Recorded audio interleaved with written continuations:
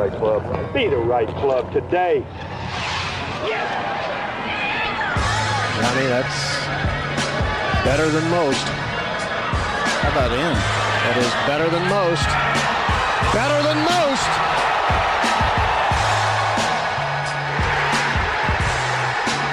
Expect anything different?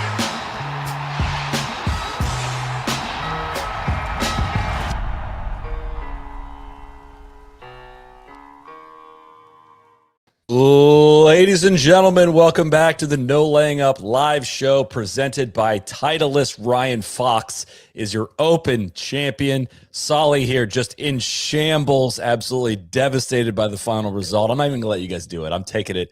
I'm going to get right out in front of it before you guys do your whole bid, do your whole thing. Hello, TJ. How are you? Hey, I'm great. Solly, as hard as you've been on Foxy over the years, today's a day for celebration. For you sure. know, it's just I'm going to put my beef aside tonight. I pledge to you all of my hate for Foxy. I'm putting aside completely tonight. All the ways he's wronged me in the past, we are going to completely forget about all of that, and I'm going to give the guy his flowers tonight, okay? Oh, my God. What a day of sport, man. That's as good as it gets. I was amazing. Giddy. I was absolutely giddy watching that finish. Can't wait to talk about it.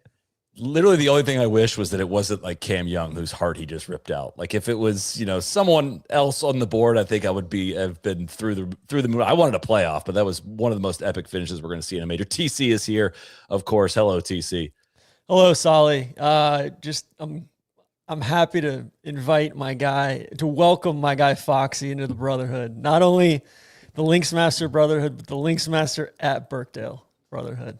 Incredible. The fact.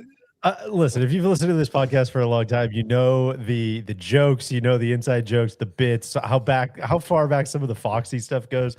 The fact that we were there a couple of months ago taking fake Claret Jug photos of TC on that same bunker, and fucking Foxy is your champion golfer of the year is just I had such a fun time today. Can't explain it. It was so good.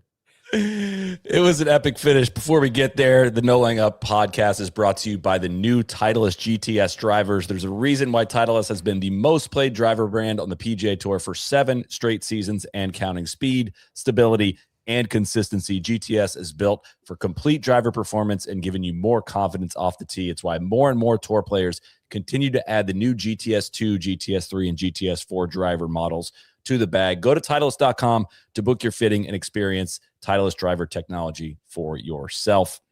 Complete game changer, this driver. I live very, very close to a golf course that has OB that lines every single hole, and it's not a golf course that makes me want to go play until I put this driver in play, and I no longer think about the OB at all. It's completely transformed my enjoyment of the game of golf. So go get yourself fit for a GTS driver at Titleist.com. That's true. Amen. Everything I just said is completely 100% true and not in the script, for the record. So guys, I had it. They had this here on Data Golf that Ryan Fox gained 2.12 strokes on the field with his birdie par birdie finish. The comps to that in major championship history: Keegan Bradley 2.89 at the 2011 PGA, Payne Stewart 2.51 at the 89 PGA, Nicklaus did it with 2.4 at the 86 Masters, Faldo, Rahm. That's the company that Ryan Fox is in. With his birdie par birdie finish, including a bad ball rolling into the bunker on 17, and he could have birdied 17 as well because he recovered so nicely from that. Just he grabbed this thing and took it when everybody else was floundering in the late wave. Yes, he did. It was unbelievable, man. TC, the floor is yours. This is your guy. I thought the up and down on 15 was the peak of just mental toughness, going right in, splashed it right out. Like he plays so fast. He gets to it. He gets to his work. He doesn't ruminate. He's not bitching about getting a bad break. He goes in, he splashes it out, hits a great chip, makes the putt, gets up and down. And that just showed like the amount of heart and just resolve that shows in the moment without feeling sorry for yourself one time is remarkable. And I felt like all day he just he wanted it. He wanted the moment. He hit the shots, man. Like the drive on 18 was just that was immense, right? And I think And the approach into 17, and even the Totally. and the approach into 16, and the putt on 16, even the tee shot he hit on 17 that rolled in the bunker was like maybe the wrong strategy, but he was doing exactly what he tried to do. It just rolled a foot too far and then hit a great punch out and a great approach from there. Like he hit literally all of the shots coming in. And gosh, it's just hard to honestly think back to somebody that like closed the door over like an hour like that. Coming down the final 3-hole stretch of a major, like the last, and nobody else seemed to want it, right? Nobody else would just like there were plenty of opportunities for guys to make putts or hit the shot, and nobody else seemed to rise to the occasion. And I would go back to Foxy's 62 and the shot he hit out of the bunker on Saturday midday was just like that shot out of the bunker on 18, like that is pushing all of your chips in even before you realize you're at the final table. It's fantastic. I was enthralled and invigorated watching that. I just love it when somebody goes out and wins it, and they play to win, and they're fucking fearless. I was so ready for a playoff. Like I was looking forward to a playoff because I enjoyed this week so much. Yeah. Like I don't want it to end. I want it to keep going. And I'm in my head, I'm just like, there's no way he's gonna birdie 8. Like nobody birdied 18. Like there's no chance. And he just stepped up, and it started with that tee shot. I mean, you hear pro golfers talk about this all the time. I had great commitment. I was really committed to my shots. I've genuinely never seen more like from the outside looking in, you can just feel it through your TV screen. Like that guy is the most committed to that driver swing that I've ever. I was like an audible holy shit moment when that came off the club face. And credit to Sam Burns, who also hit an unbelievable tee shot on 18 as well. But yeah, then he stepped up and hit the mid iron. He stepped up and hit the putt very quickly, as you mentioned. 22 seconds. 22 seconds after Burns got the ball out of the hole. Like it felt faster than that. That's so ridiculous. It's just crazy. Those are the guys, like, you just don't ever see that person win it, No. It feels like it just feels rare. It feels worthy. It was just awesome. That's kind of everything I'm looking for out of the Open Championship. And if you thought this was a clunker, as I heard people talking about, we're just not gonna see things the same way. And that's and that's fine. But man, I just couldn't wipe the smile off my face all day. Can we just to summarize how incredibly unlikely this was? He was 750-1 at the halfway point of this tournament. Justin Ray had it. He was T52 after 36 holes, and it is the largest 36-hole comeback by position to win a men's major in history. In the history of the game, nobody has been farther back at the halfway point and won a major, and it was Ryan Fox in an Open Championship. Like, there's just an absolutely unimaginable sequence of events over the last 2 days. And it's incredible too that there's 4 guys shot 62 this week, and the winning score was -10. Like 3 guys. Sorry. 3 guys shot 62 this week, and the winning score was -10. I think that's a credit to Birkdale of like it gives and it takes, and it ebbs and it flows, and it keeps you honest. And it may not be like people getting punished out of the rough, like a lot of people want to see. But I thought even like Sam Burns down the stretch today, that rough up the right side of 17 or 18, like that was I think it was on 17. That was serious rough. Like it's just little nicks and scrapes that kind of add up over the course of a week, which is I think what we were hoping for as well. But back to Foxy, man, I think like it's very rare that like you talk to people, in New Zealand, in the States, in the UK, and to a man, everybody's like, dude, he's like the nicest guy you'll meet. Like he's a sportsman. His dad's a legend. Like he comes from a great family.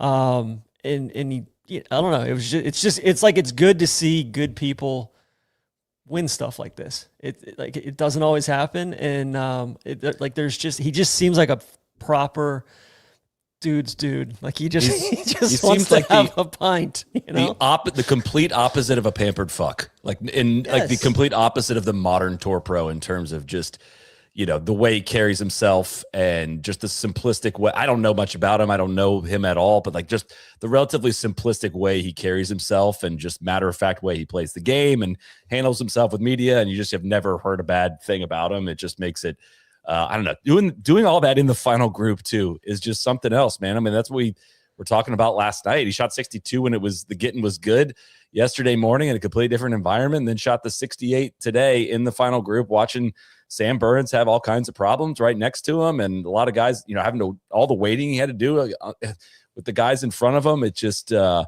was a major we're going to remember for quite some time. Incredible run of major winners we've had over the last 3. But last I want to say on those 62s, TC, and we talked about this a little bit earlier in the week, but if you don't listen to all the shows during the week, it's like, it wasn't like there were 62s and like 63s right behind it, and 60 in a group of 64s right behind it. Like the 62s were that, and I get some people don't like low scores. That's fine. I'm not going to try to convince you what to like, but I would say to that is like, to your point about complimenting Birkdale, to like the fact that it at least offers that up makes for really interesting watching. Like you can go, when Cam Young got on offense today, it was like, oh dude, he could get this hole now, he could get this one.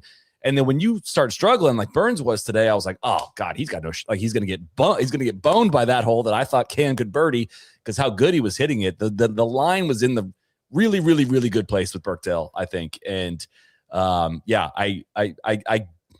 kind of get a little bit of the overreacting to the low scores, but man, I think this golf course held up and identified a proper champion. And the beefing up of that 18th hole kind of defined this tournament, really. I mean, Cam Young drove it into a bunker that wasn't the same size and a little bit different location there prior, and that cost him, and he makes bogey. And we saw a ton of people struggle with that tee shot over the course of the last 4 days, and Foxy stepping up and striping that one and earning that birdie, man, that was theater. Like that was a really, really, really stern 18th hole, which is kind of what we've been asking for more at major championships. And he passed the test and gave us a great moment. First of all, got to credit the members for that bunker. Thank you to them. I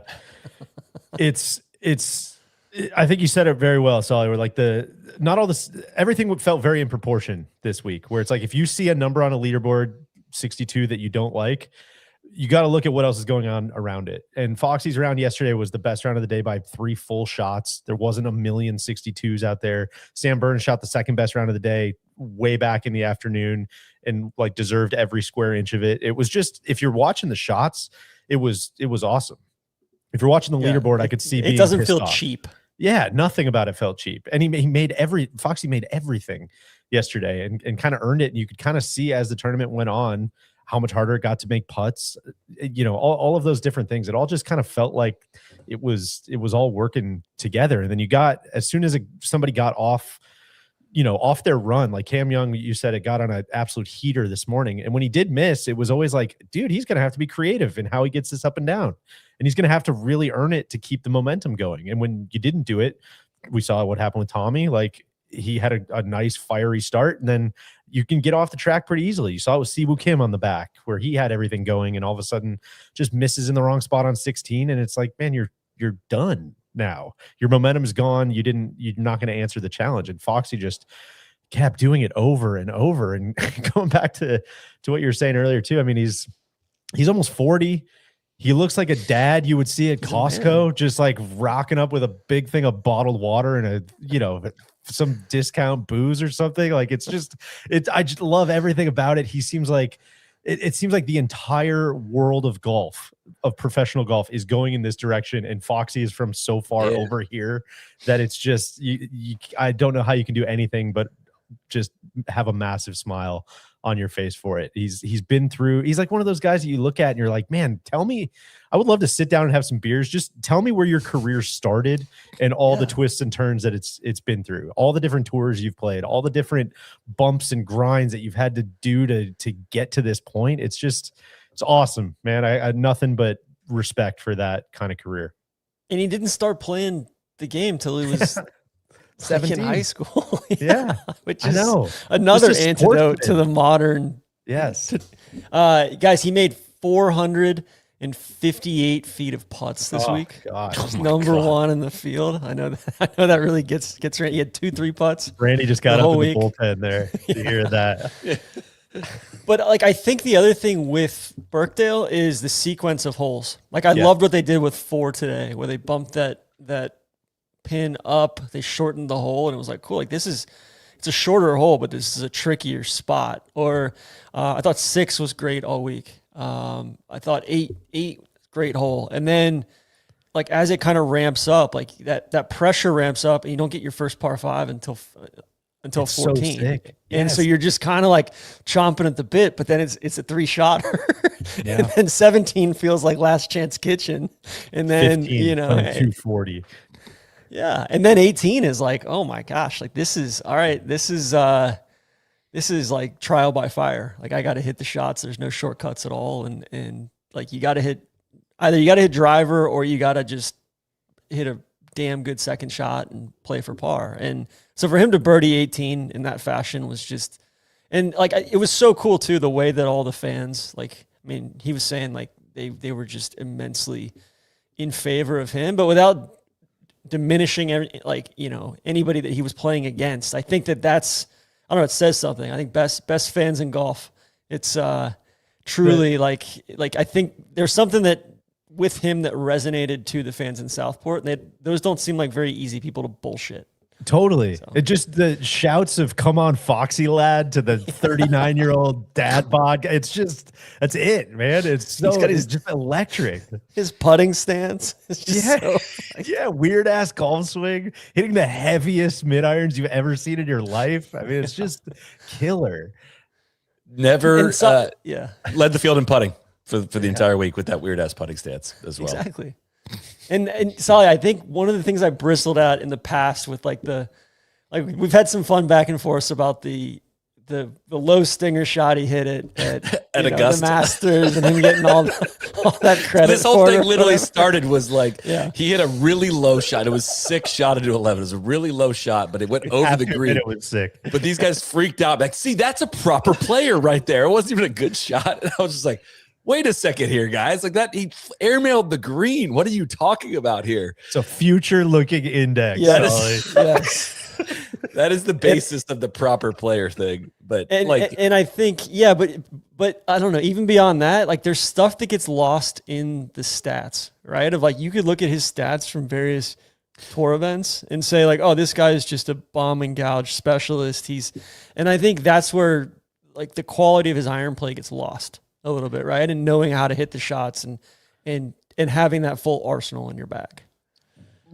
The counter to that, and this is not me becoming the hater, is like, well, he'd never top 10 in a major in his life prior to this week, right? The track record is interesting. In there. It's interesting. It's interesting, of course, but he's never done it, right? Like they wouldn't even let him on the President's Cup team, for God's sake, which still pisses me off twice. He'll be on it this year, and he'll be a fantastic fit for Medina. That's true. That's true. So, should we talk Cam? Well, I was going to say one more thing on Birkdale. I've said this a couple times, but again, if you don't listen to every show, I feel like, at least personally, I hope a lot of other people feel this way, but I've always had the English venues have always just kind of smushed together as like, there's the ones in Scotland, there's the ones Tiger won at, there's the ones, and like, then there's the others. And I've always had a hard time discerning. And I hope Birkdale rose up in a lot of people's rankings this week, like it did for me. I mean, I know you got to put, you can only go so high, right? Because they're all so good. I know, Solly, we've talked about that before, but it was just a place that I just hadn't given full credit to in the past. And like you said, TC, the sequencing, the visuals with all the dunes, it's just like the best of, it's the best of links golf, man. It's got everything that you see in Scotland. It's got pieces of what you see in Ireland. It's in such a cool location. It's just, I hats off to Austin. I think it's the best of championship links golf. Yeah. It helps to have seen it in the best possible, firmness that we could have possibly seen it in. We're just baked out the whole week, got no rain this entire week. Like that was a unicorn kind of situation, but brought out a lot of really fun features. And like, it's good too that it fits like the open profile. Like it's a good business open for the art. You know what I mean? Like some really good golf courses don't fit the economic situation nearly as well. Like you kind of see some like Portrush. I like Portrush, but like that is proven to be quite an economic decision for the RNA to go there. And I don't know, I guess like and like Lytham is not the most economic, but like to have a golf course that easily clears the level of championship play, like to elevate this championship, and also is really good from an economic standpoint, is like, and like straight up, like Northwest England just gets better weather than a lot of areas of Scotland and Northern Ireland and a lot of other places, to the point where like we were, more likely to get those dream conditions like we got this time around. And yeah, we didn't get the win we wanted, but I don't know. Birkdale's,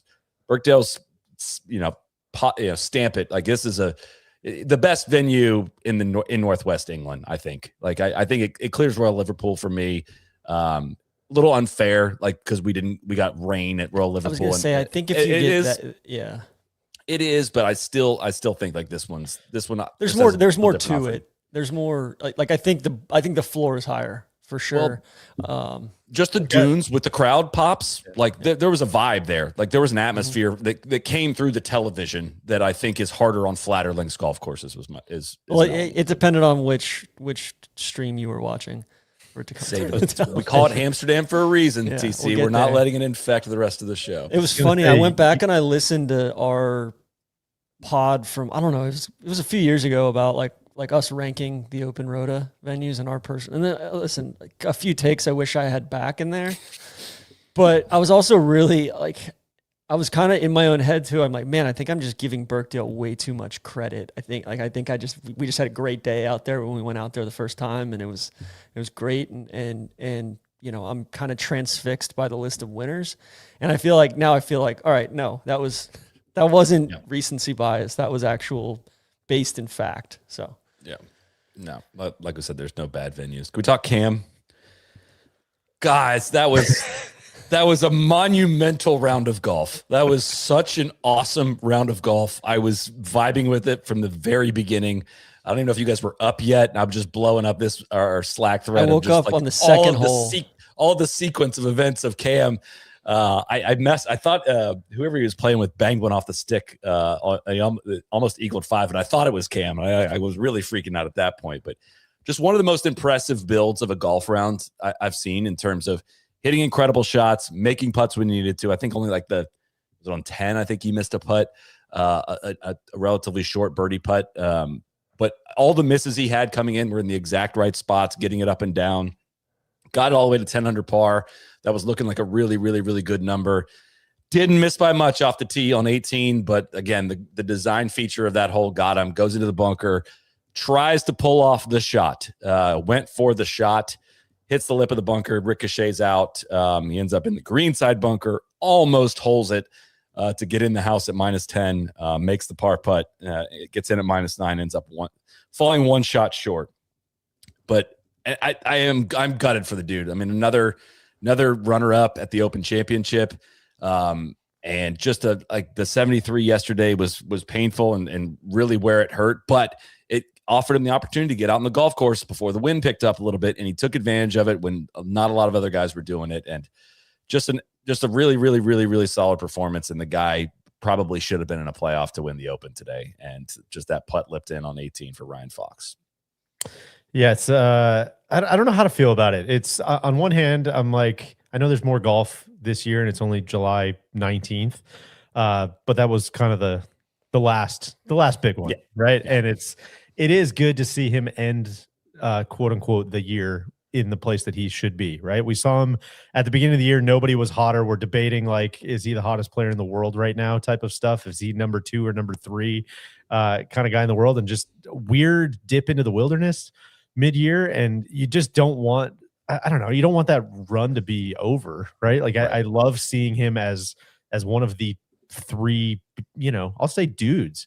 You want to see him as one of the 3 dudes in golf, the prodigal dude, perhaps. He was wandering, but he came back home today. So it was good. It was good to see that, but at the same time, Solly, it is a little bit of a like, man, how many of these calls are we gonna have? Like it's got to break through at some point. Who won? Aaron Rye won. Foxy, Foxy's a major champion. Like it is, but that's kind of what it's why I think these. Watching somebody play golf for 10 years is so much more interesting than watching somebody play golf for a year. It takes a while for this build up to really hit a fever pitch. And I mean, I think it just makes it going into this is ridiculous because the Masters isn't for 8 months or whatever, but it's just makes going into the Masters all that much better. Like he's starting to become the laser focus of when's it going to happen for this guy? Everything says it's supposed to happen and it hasn't yet. What's going on? I just think that makes it really fun to watch. Yeah, I think it was his 29th major championship. This is his, or I'm sorry, he's 29 years old. This was his 22nd major championship and his 4th top 3 finish in majors. Like it's impressive, man. He's finished top 10 and 33% of the majors, more than that, of the majors that he's played, 5 top 5 finishes. Like it's a really impressive record he's putting together. And I thought it was his day. I really did. He spent a lot of time in the Fedora 5, and I was just really glad to see the putter turn around today. Because I feel like with Cam, it's almost like you feel like, oh shit, we're regressing. Like the bad putter's coming back out. Also, guys, the honeymoon had ended or not. I'm just getting across this. This is per Fraser Wilkin on Twitter or X, the Everything app. He's a golf coach down in New Zealand. He said, hate to break the narrative, Foxy has not had a beer since he was 18 due to an allergic reaction. So there will be pints of red flowing tonight, though. How about that? Interesting. All right, never mind. I take back everything I said. He's not a bloke. No. Yeah. I think something else, like if you win a major, especially the Open, if you win the Open as an Aussie or a Kiwi or an Argentine or whatever, I feel like the golf world owes you to, like, all right, you know what? We're going to come. A lot of guys are going to come play your national Open. The next one that there is. Like, I feel like you're kind of owed the that. champions dinner. Yeah, exactly. I like that. I like that idea. I do like. I think when those guys win, it does feel even more like the world's Open. I felt that same way with Cam Smith, right? And him talking about how much this is. It's the world's Open. Everybody kind of puts that on the Masters, I feel like, with all the Norman close calls and everything. But I just I don't know. I think that drives that home a little bit more when one of these guys win. I would see. All right, so the beer thing doesn't work. That's fine if you want to pull some pints. I would recommend, TC, you reach for a high noon, a vodka seltzer. You could grab a vodka iced tea. You could grab a tequila seltzer. No matter the occasion, High Noon has something for you. I'm going tangerine tonight. I always say this one tastes like Gatorade, orange Gatorade for me. This one's very good. This will definitely be a two drink night. I got the cranberry one rating as well. If you're looking for your next pack, check out the High Noon Tequila Seltzer Fiesta pack. There's an 8-pack or there's a bigger 12-pack if you want Moss Fiesta. All are made with real tequila, real juice, perfect for any fiesta, no matter where you plan to throw it. Find the High Noon Tequila Seltzer Fiesta pack nearest you at highnoonspirits.com. High Noon, suns up. Should we bring in some crew here? Yeah, absolutely. I think we've been keeping them in the wings, waiting here. I think Scotty Scheffler. Speaking of blokes. Speaking of blokes. I'm glad we made it almost 30 minutes before we get to the Scotty situation from today, I believe here. But let's bring in Icarito. Neil, he's been waiting in the wings. Gentlemen, God, you guys are putting me in the cooler. I'm so fired up to talk some G. Unbelievable. Bill Shankly shit from Foxy today made me feel things, gentlemen. I was playing with pace and desire and zeal, and I loved it. He was hitting shots with, like, DJ, I think you said it, complete and utter commitment and like a true vibe of fearlessness. And I was trying to think about this, like, because you could be like, oh, some mule one, some journeyman, or like, why do I feel this way now? And I didn't feel this way with Aaron Rye. And no offense to Aaron Rye, but it's not, he made that massive putt on 17, it's like a lot of fireworks there. And I think it's just a lot of it's aesthetic for me. The swing is unique, his age, nothing adds up, but he's just sending it. And a lot of times when a guy like that is in this position, it feels like the end of a soccer game, like a 1-0 game. And they're just, distribution, like playing keep away. And this felt like a suburban dad, New Zealand guy is doing his best Steph Curry impersonation of like the gold medal game. I mean, he's just like shooting bombs from deep. These irons are coming down right on the flag. He's doing things that nobody else in the final six groups are able to do. And he's like doing what he's intending to do. He's going to win the golf tournament, and the aesthetic and how he did it is I think what matters to me. And I think the other thing is I would not underestimate the pace with which he plays, and what a contrast that is to all the mechanical bullshit we see from pros with how they get lined up and the shirt tucking and just all the 30 things on the pre-flight checklist. And this guy's just like, nah, man, I'm just going to step in there and I'm going to hit this ball and I'm going to hit it there. And then even when he's in that bunker and he's chipping out backwards on 15, he's making that decision like, all right, the decision's to play backwards. Like, not even I can do that. You know, you're going to like go through the 5 stages of grief. Like, well, maybe I could. What if I get down on one knee? And what if I do this? And let me get a rules official and see if I can get some type of free drop. And it's like, no, I'm just going to hit it backwards and get up and down. So anyway, I just wanted to get that in because it was such a refreshing, just a refreshing win to see somebody do it like that. I was thinking about this, Neil. I was tweeting something about this too, and we were talking about Cam Young and the shot on 18, and should he have laid up? Should he have gone for it? Was that the right call? And there's just a lot of like big, strong men saying what a horrible decision, yada, yada, yada. And I was just thinking about it. Maybe I'm watching too much baseball, but I just love seeing golf as a sport. And I feel this with Foxy and everything you just said too, where it's like you can have all the analytics prep, you can have your whole game plan before it starts. But once the game starts, there's no one standing there with a big laminated sheet of all the potential outcomes and saying like, actually, you need to do this based on what's going on all around you. Just don't even think here's the play. You just have to figure it out for yourself. And I love the contrast of, or not even the contrast, I guess similarities of what Cam had to do there, where it's like, no, you know what? I think this is a moment where I need to push my chips in. And I think he just hit a bad shot. He had a 6-iron. He was trying to open wide open to try to get to the front of the green. I think he just hit it thin and hit it into the lip of that bunker. And same thing with Foxy, right? It's not like anybody's out there being like, well, because of the back nine scoring average and because things are manipulating this way, this hole is actually, there's a strokes gain advantage here. Like, you just got to hit the hole and just go for it. And that was laid bare today, I think, through both of those guys. X-War, There's no X-War out there. Yeah. You know, you got to get your stats right, TC, if you're going to try to. There's no X-War, all right? Well, another thing, maybe there's war and there's peace. This might be more commentary on me, but so I'm watching it, and his putting stance and the open feet, is like, I got a buddy, Matt, who tore his ACL like 95 times playing college football, and he's the only person that I know that has a stance like that, and he does it because he's ripped his knee up a million times, and he doesn't hit it very good. But to see somebody like Foxy do that, I don't know if this is true, but when I'm watching golf, I'm like, man, I wonder if he like blew his knee out. He's 39. Like, there's a lot of wear and tear on a body like that. But the fact that a guy's like, no, this just, he's figured out a very unique way to hit the ball really fucking good and really far. And I just think I miss that in golf as well. And I'm kind of saying that his approach, the pace with which he plays, and the uniqueness of his swing all factor into that aesthetic that I was talking about. And it makes me wonder. It makes me think. It makes me like, I wonder if his dad was a rugby player. Maybe he blew his knee out playing rugby. It's like, no, I'm watching so much damn golf and so many commercials. It's like, that's where my head goes. You know what I mean? I would, exceptions to every rule, but like, there's not more Foxy's coming, I don't think. Yeah. Is kind of what I was feeling today. I'm like, we need to enjoy this because they're an endangered species.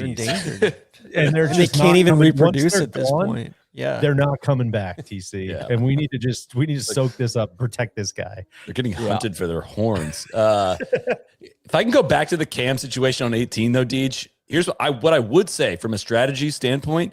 I think there is a calculation that Cam did in the moment that said, if I pitch out sideways, I have got to work for par. Like, my expected score is going to be blah, blah, blah. And if I go for it and hit the lip and it comes out, my expected score is probably going to be pretty similar.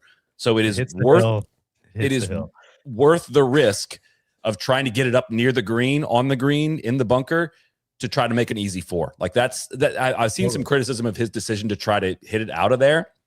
I don't think the spot he ended up in was that different of a expected score than if he would have pitched out into the fairway, left himself 100 and so yards. So Solly's talking expected score again here, guys. We're creeping back away from Foxy's way. I totally agree with you, Solly. My point is, like, I just love that he has to make that decision on his own. For sure. Independent of any other information. He's just got to have the feel for the moment. That's very cool and unique to golf. And disappearing in other sports quickly. I gasped when he hit it because I thought he hit it OB. For sure. I thought he went right at that fence. I was like, holy shit. No, it would have been a TIO It's not if it hits the hill, it hits the hill. It's like, if it hits the sand below the sod mound. and then rides up the face and goes straight right. I was like, man, that's a wild way Didn't to see end that it. play. They did not see that play. Yeah. Last thing, one other thing with Foxy, he's also given us like multiple be right. Oh, Be be right. right. I think Be into right. 16, into 18. Oh my God, be right. I just loved it, man. He's twirling it. Coldest moment of the week could have been twirls it, hits a driving iron 327 off a 17 tee. He's twirling it and it goes in the bunker. I mean, he's just juiced up, man.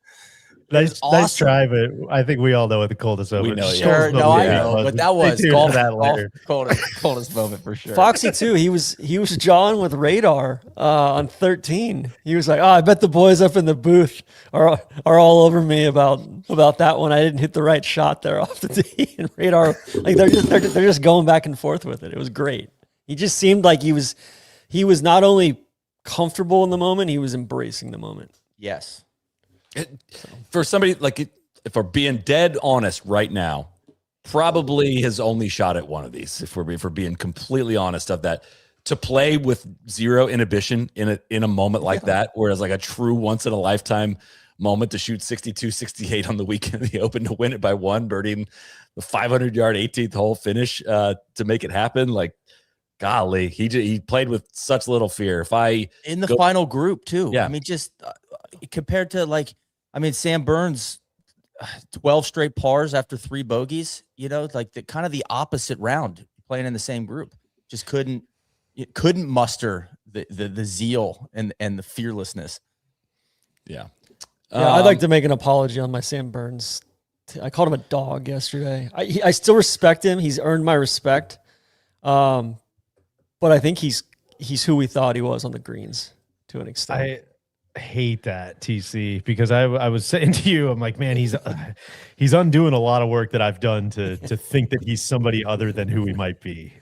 Basically, is as soon as it started to get a little squirrely, a little unsharp with some of those irons I remember he hit an iron off the tee and it was just not close. He had another kind of flary one. I was like, oh man, I thought this was going to be the slam the door kind of moment for Sam Burns, and it could not have been less of that. He had two really, really, really costly shots. Obviously went bogey on 4, 5, and 6. The pitch over the green on 5 was, that cost him a full shot. And then obviously driving in the burn on the next tee shot on 6 was, that's 2 shots, over 2 shots gained, lost right there. And he finished 2 shots back. Like that's where it happened. He still putted well today. He had a above average putting day overall. And yeah, but like when he needs it, you know what I mean? Like, all right, you got to make this one. And there's just a few too many of the ones, like he's probably not expected to make them, but all right, you got to wiggle one of these in if you want to even have a shot at sniffing this, and they're not going in. Yeah. Yeah. If you want to win, that's definitely the case, but I would say he was let down by almost every part of his game today. Yeah. Other than putter necessarily. I don't think he hit the ball well enough to win the Open. He would tell you that as well, unfortunately. But I thought he was gonna do it, man. Yeah, he's had a really, really strong. I mean, T7 at the Masters, T26 at the PGA, runner-up at the U.S. Open, 3rd at the Open Championship. He had 2 career top 10s in majors coming into this year, and had 2 top 3 finishes this year alone. He's played 26 majors now. It's not a small sample of him. So just a massive leap he has taken in this past year, and he'll be on the President's Cup, and hopefully he needs a good team event, because I still honestly believe people are doubtful of this guy or don't like the guy because he's been in big spots next to Scotty Scheffler in team events and not played well in them, and they have discounted him as a player because of that. And he's, like I said, in the biggest tournaments this year, he has played his best golf, and I salute that. It's a hard one because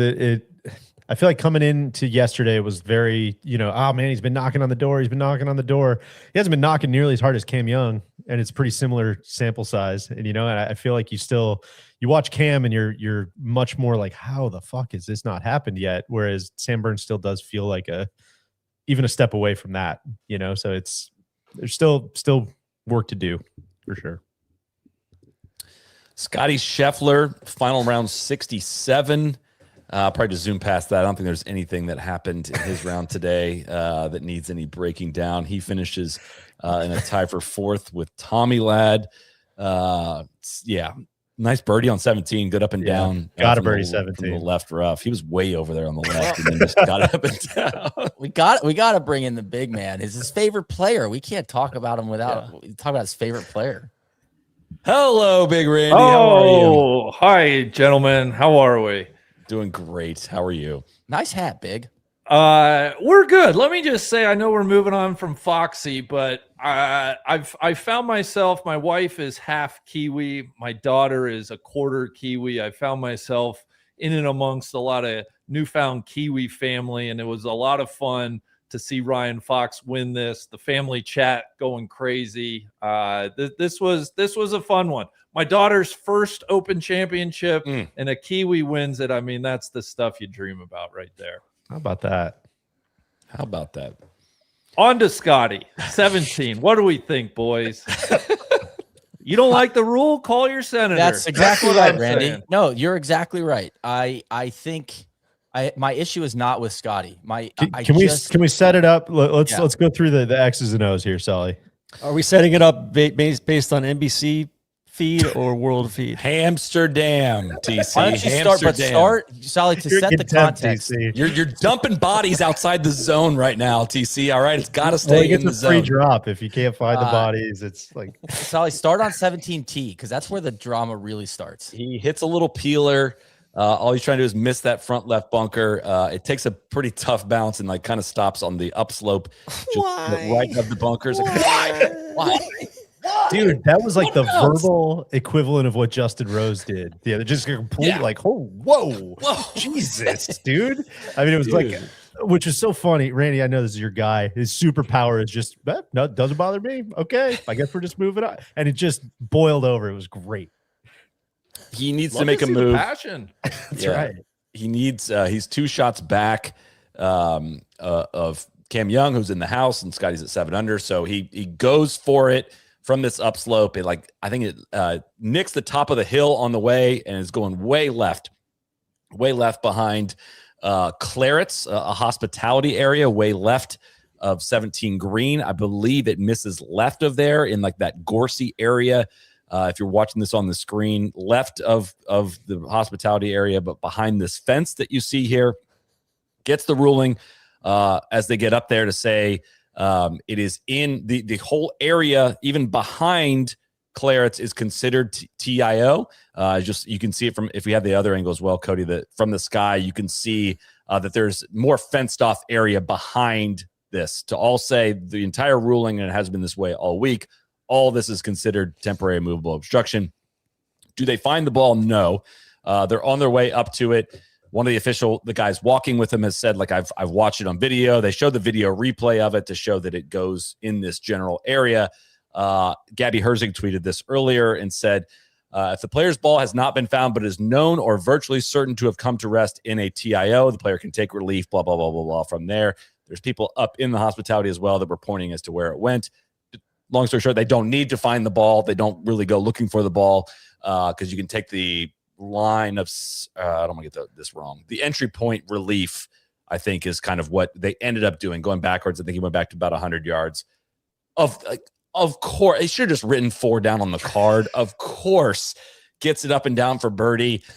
He's a birdie away from birdieing 18 to maybe get into a playoff and just maybe, all the I'm very happy we're not sitting here tonight discussing that as really affecting the champion golfer of the year. But as you might predict, a lot of people up in arms about this situation. And this is a big part of my platform. Okay. Key piece of everything I stand for. I have no issue. Scotty didn't do anything wrong. Let me get that out of the way. Randy, you nailed it. Got to call our congressman, but this is not good. Like a TIO area, like I understand if he hit it in and it was underneath the grandstands, sure, virtually certain it's there. But to blow it like 100 yards left, 50 yards left, and then not even have to look for it. And like in the past, I think what I'm upset about is the RNA in the past has used drop areas for TIO relief. And the fact that they didn't use a drop area here, I think, is what I'm really upset about. Penal drop areas too. Yes, They exactly. will, like that will, should not be. I'm with you because then Scotty does an interview after the round, and his thoughts were like, oh, yeah, so he walk us through what happened there. He's like, yeah, well, he's pressed. He's trying to make birdie. I hit a shot I wouldn't normally hit, and I know I can miss left, and so I went way left. It's just like to act like these guys don't know they can blow it in there is like, I couldn't tell from that quote if he was saying I wouldn't normally hit that because I know I have safety left or because I need to win the golf tournament. I think he said because he needs to. You're right. He needs to win the golf tournament, but he's also saying I need to keep it up the left, and I think that factors heavily into. Oh yeah, man! If you miss it, you can go at this one. You cannot miss it right, but left, you're fine. Like that's because what he bothers said me. too. He said immediately to Ted Scott. He said, "Oh, that's in the hospitality left." I think, which is like he very, very aware that that's over there. Like the optics of this are what is bad for like the pro golf in general. It's like the course playing easier for these guys than it does for everybody, any other buddies trip that goes there. I just think that we got to solve the TIO thing. That I just think there should be a penalty stroke involved, or like the drop area is a good. I'll meet you in the middle there, like a penal drop. Like there needs to be. You can't just drop it where the people have trampled everything down and just get up and down. it just leaves a sour taste in my mouth. It's not Scotty's fault. It's just I hate that and it definitely impacts his strategy of how he plays the hole. So it's poorly set up by the RNA. That's what I'll say.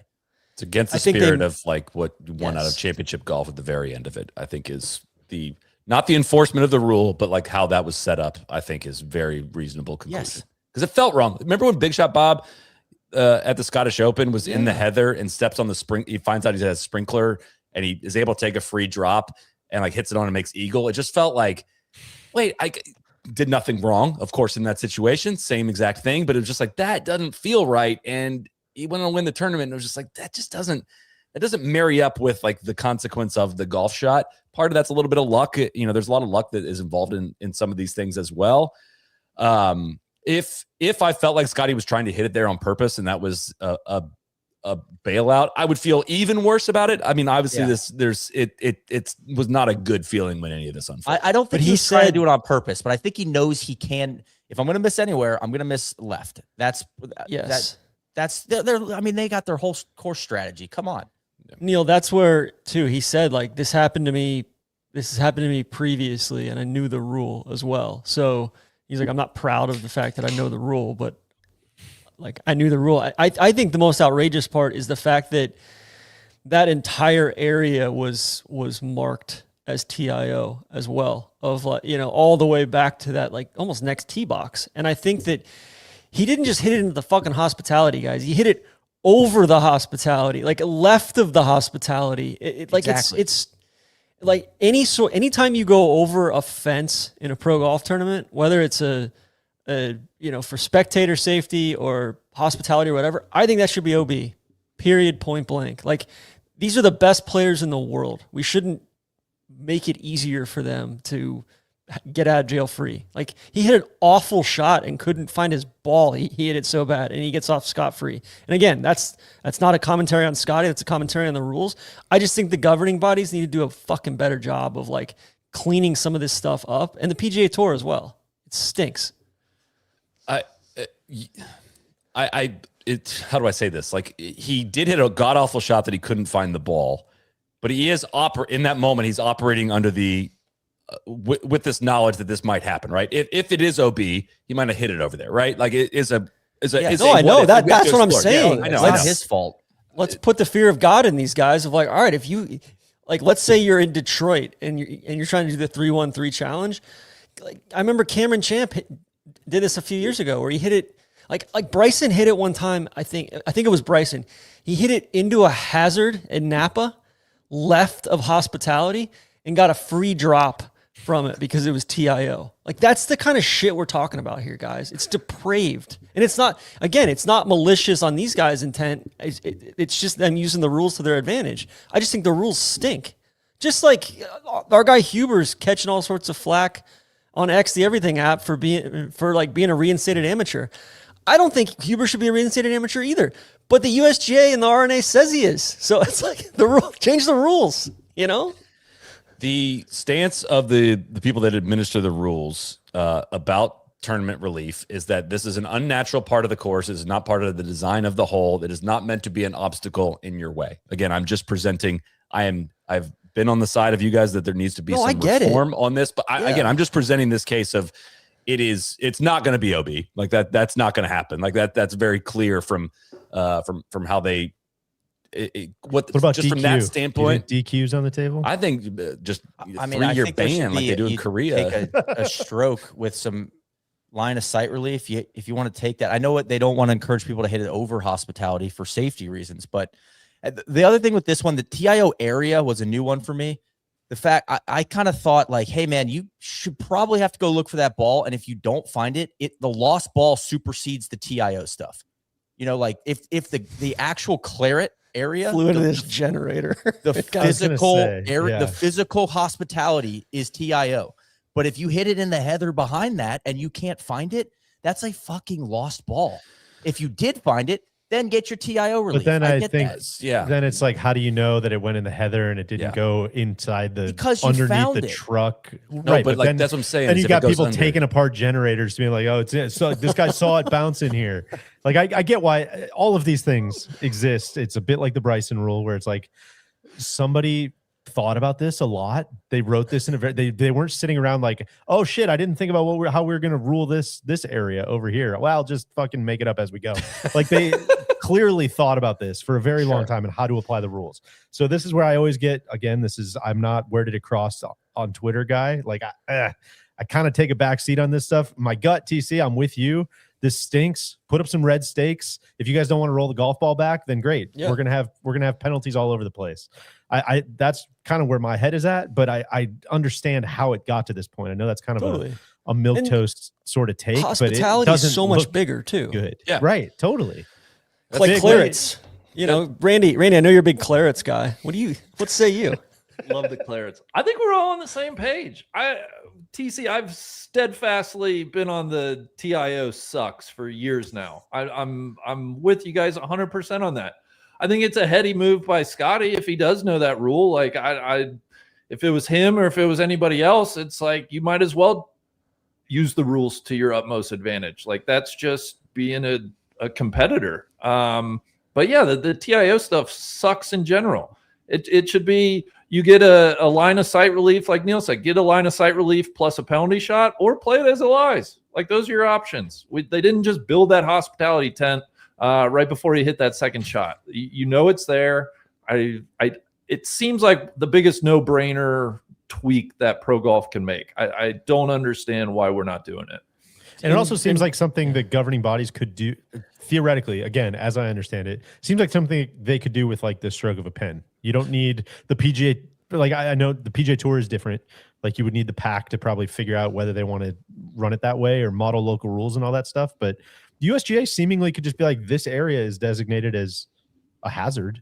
This way, like it seems like they could change that.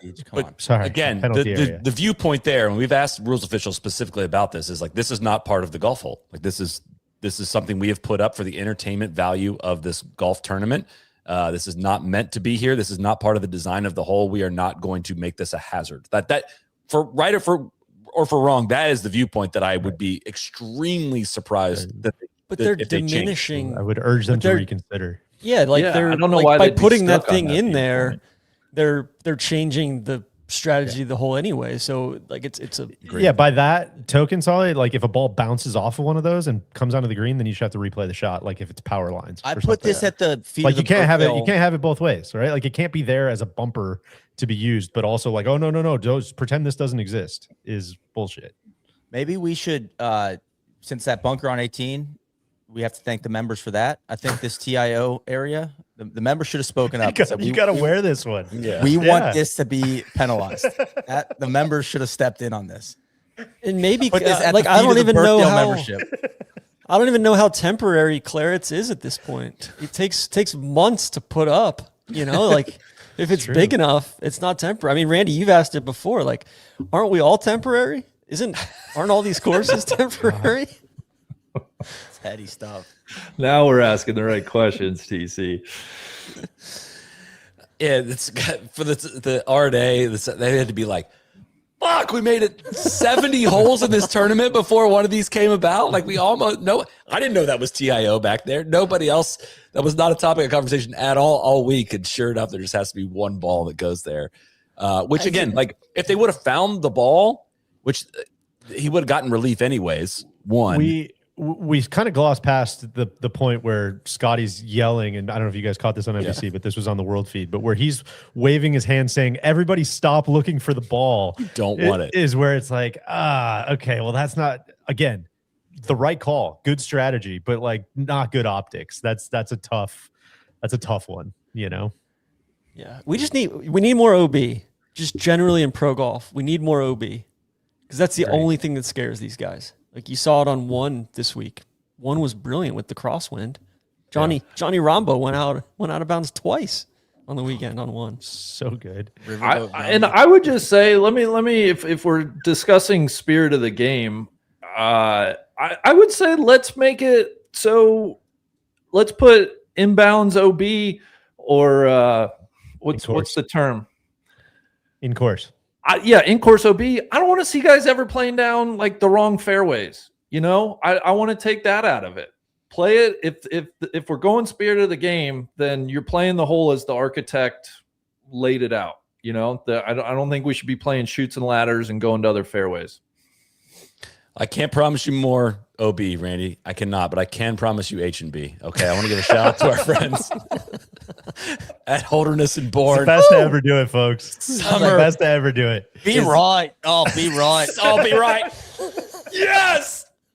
That was my Foxy putt on 18 there. Summer's in full swing. It is time to stock up on some bottoms. The Harwood short, the Anson pant, the McDaniel pant, of course, the activewear push, the new Saunders short is great for the gym, your run, or just lounging. I also want to give a shout out to the Swing Knit collection. It's off-course performance button-downs. It gives you the polished look of a dress shirt with the comfort of your favorite polo. It pairs great with chinos or jeans for office days, casual get-togethers, weekend travel. No dry cleaning needed. You never want to have to rely on the dry cleaner. It's easy care. It's got great stretch. Feels like you're wearing pajamas. NLU10 is the only discount code on the market for Holderness and Bourne. That's hbgolf.com. NLU10 will get you 10% off. Again, they make incredible stuff. We've worked with them for literally over a decade now. I got my bird shirt on today to celebrate Foxy's birdie on 18. TC's got his bird shirt there. They got great T-shirts as well. Awesome stuff at hbgolf.com. Use code NLU10. Coming out very soon. Oh, no. Yeah, kind of a waffle pants. Quilted sort of sweatpants. Like the How about Wallace that? and the Ward in sweatpants. So Oh, my goodness. Oh, my Can I get a pair of those? Can I get an early pair of those? TC, what's this one I got on? It's like a cotton blend sort of thing. I mean, just lovely. One of my favorite shirts I've ever had. This is one of the new hoodies too. It's got this texture to it and stuff. Yeah. This thing's gonna rip. So like not rip literally, like it's gonna rip in the shop and online for them. So comfortable, it's gonna fall apart. All right, guys, it's time. It's time. 58 minutes. TC, do you want to lead it? Do you want us to, do you want to, what are we doing here? What do we do with this? Yeah, do we want to attack the full week or do we want to say today? I mean, granted, like I watched them side by side. I watched the World Feed and then I watched NBC. Whoa. What are we talking about? I thought we were doing Hamsterdam. No, you thought you were avoiding this? Wow. Come on, dude. Oh, yeah. No, Solly. He was the only guy to shoot in the 60s all four rounds this week. He birdied 18, just like he birdied 17 and 18, just like Foxy did. As soon as he was out of it. The people made their voices heard. Okay.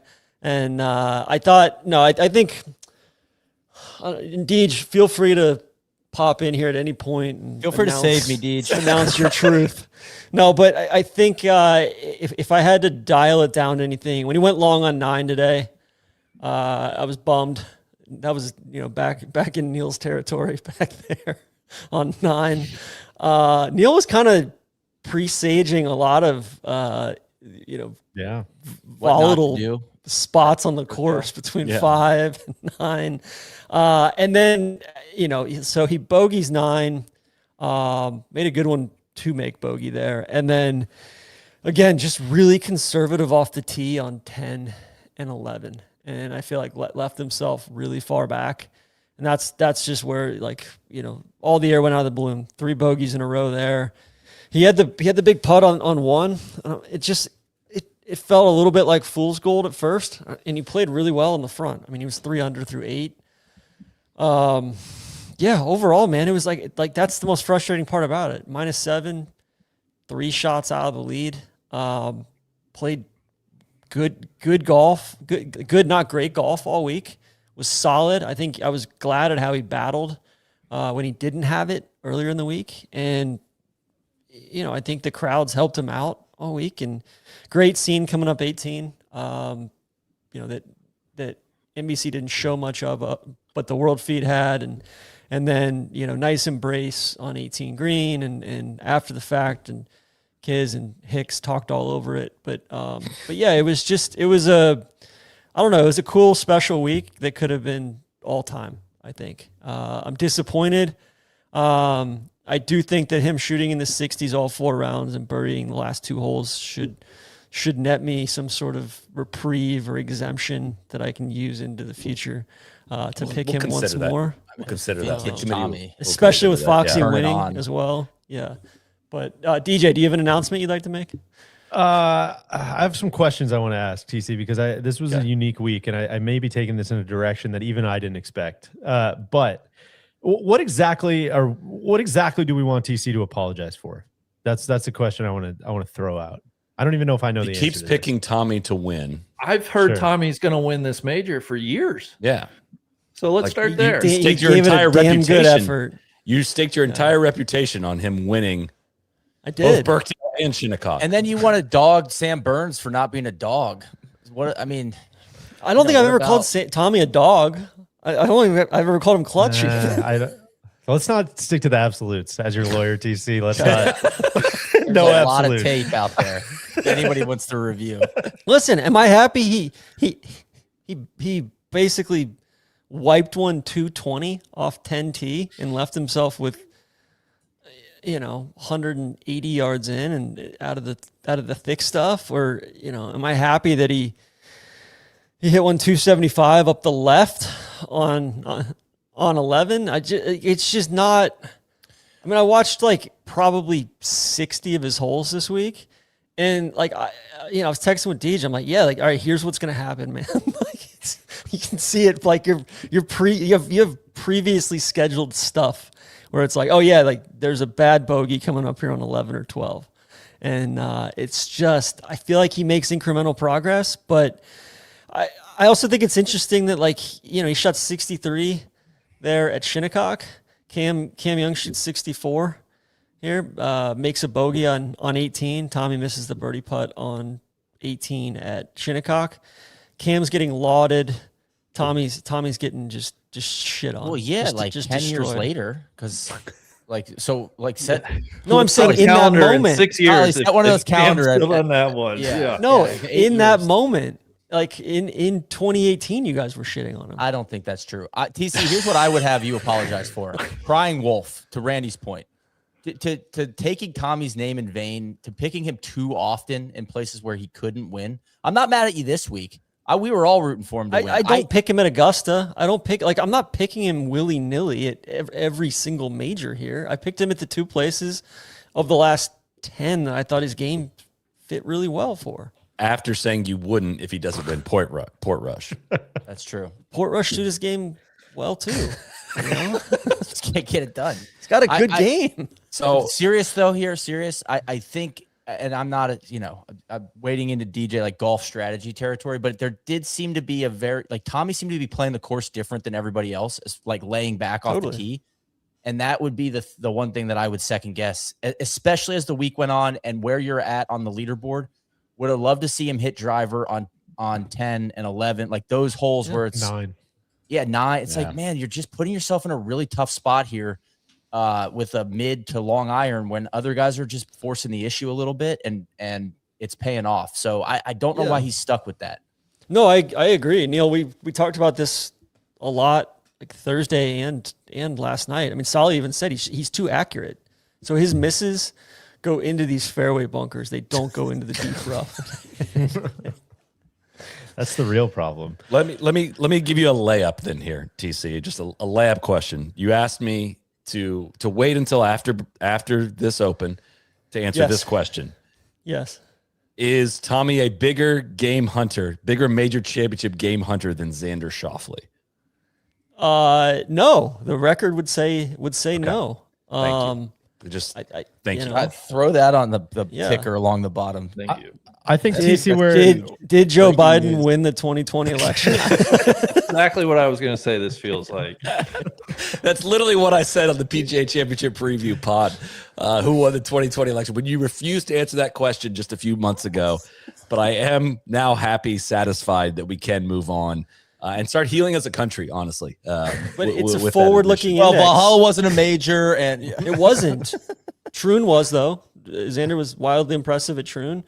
And yeah, I don't know. I think Tommy nabs one of these, man. I think he does. TC, where I walk away from this week is maybe he does, maybe it doesn't. We have to believe that he's going to. Is how I feel. That's the fun part. I'm just You so don't with you in believe, that so. I'm not. I'm not gonna. I've long said I think he's going to win a major. I am less confident. I'll put after my hand this. up. I've always been on the other Yeah. side of this. You have. There's not much big game there that just calling balls and strikes. There's not a Like we're not really that close to winning. No. Like I he's don't think always so there, either. and he's not. But it's not like a shot or it's like all. But in Solid, it's always in this awkward way where it's like a backdoor at Shinnecock, Yeah. or it's never in the final group. It's not a Sam Burns where it's like, man, this one's yours to lose, and that's tough. TC To for what your DJ's asking though, like Sergio won like one. wanting Can happen. wanting to I think wanting him to win one. can. He does it in this back-footed, awkward sort of way. Like even when he's in contention, or like it's pretty seat of your pants stuff. But that's what makes it even more invigorating. Like you just feel like the universe is conspiring against you, and Tommy's conspiring against himself even. That's where I'm at. I joined UTC picking him to win this week. Romanticism. I thought, oh my gosh, maybe the lads can just carry this guy to victory. What a day it would be. And so I watched way more of him than I even usually watch, because I feel like usually what I see is the tap in on 18 for, oh man, he didn't quite have Not it his this week, time but he's yet. gonna be But right. He's gonna be in the back. future. What a crowd favorite. I watched a ton of his, like how he actually plays golf, and I walked away a bigger fan than I ever He's the have best. been. He is the best. And so do I think he's straight up choked a lot of these away? Yes, for sure. Is he also maybe the only player, Randy, if you're going to eulogize Spieth on me and say that he doesn't have a brain activity anymore, then I just don't know who else I'm really riding for on a week-to-week basis other than Tommy. And so Foxy. and Foxy, but I don't know if the floodgates are going to open for Foxy Foxy's in danger, necessarily. though. Yeah. And so I'm with UTC in that, like, I will call a spade here, but also if I got to be full throated. Like, I need to believe that he's going to win one of these at one point, because otherwise I just don't have a lot of reason to watch on Sundays. I felt so much watching this week. I almost teared up as he's tearing up on 18. He walks off. He sees Frankie, asks him, are you okay? You doing all right? I mean, it's just, You okay? You all it's right? awesome. It's awesome. I Big, feel do you like wanna that's a root for bit the- hyperbolic there, Deej. You're struggling for a reason to watch on Sunday. We just had a great championship today, and Sure. Fleetwood wasn't. He's saying like, week to week. Week to week. Yeah. I need to have a center of gravity in my, like, who am I rooting for? What am I rooting for? I just Spieth don't want has been that, and he no Yes. longer has that. He's in mourning right now. Randy. exactly. You're And questioning. maybe I shouldn't be him. making any big life decisions right now. Maybe I should let this Spieth news kind of just simmer God, for a this is while. sick. But DJ I needs just- to know that nice guys don't always finish last. For And Randy's sure. like, it's a big bad world out there, son. I'm just gonna plant my flag. Here's what I would say. I would be willing to look like a clown for the next however many majors, Join the squad, baby. in the interest that, like, maybe one day it happens.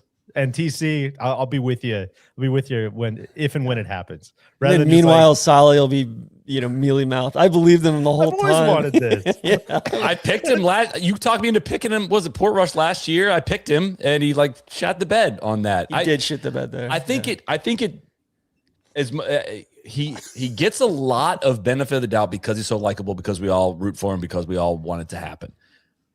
But to Randy's big macro thing, big macro take, big long running bid on a particular guy that he's had in Ricky Fowler, the head to head and Tommy's resume doesn't sniff Ricky's at this point. Like we have to call that at this point. We have to. But Ricky didn't make anybody feel anything. That's part of it. No, Ricky was making a lot of people feel a lot of things. I will not. He's making a lot of people a lot of money. A lot of marketing people. Well, I don't know. There are a lot of guys wearing orange. A lot of Ricky tournaments. fans. Yeah. That's disingenuous to say that Ricky's not making people feel stuff. He's not making people feel the way that Tommy makes people walk through feel. this, Solly, for the listeners. I'm saying we say Ricky pejoratively and we don't about Tommy. And one of these has to level up. One of these has to level up. There's no expected wins in any of this. Ricky has 6 PGA Tour wins, including the Players. Tommy's got 1. Tommy's got Ricky's even got 2 DP World Tour wins. Tommy's has 8 of those. BDEs.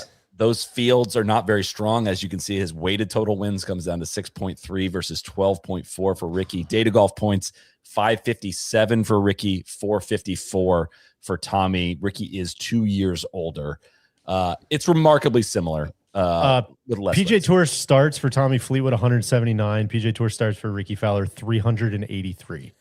Like, get the fuck out of here with this take. This is ridiculous. This is ridiculous. Well, you think Tommy's going to win a bunch more on the PGA Tour in the next 80 starts? I think he can put together at least as good of a campaign as Ricky has here. I think this is. We got a lot of PGA stuff. Tour wins we got to pick. All right, Solly, put it on your calendar for 2 years from now when he's the same age as Ricky.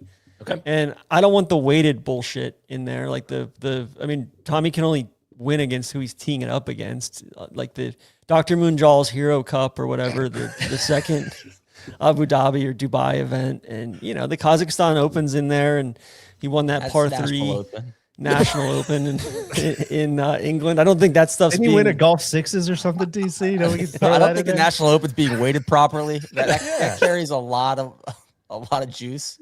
I mean, National Opens are hot in the streets right now. The Kazakhstan. Ricky's got an Asian Tour win, the Korea Open 2011. That's a National Open as well. That's tough. What do you want me to check on in 2 years?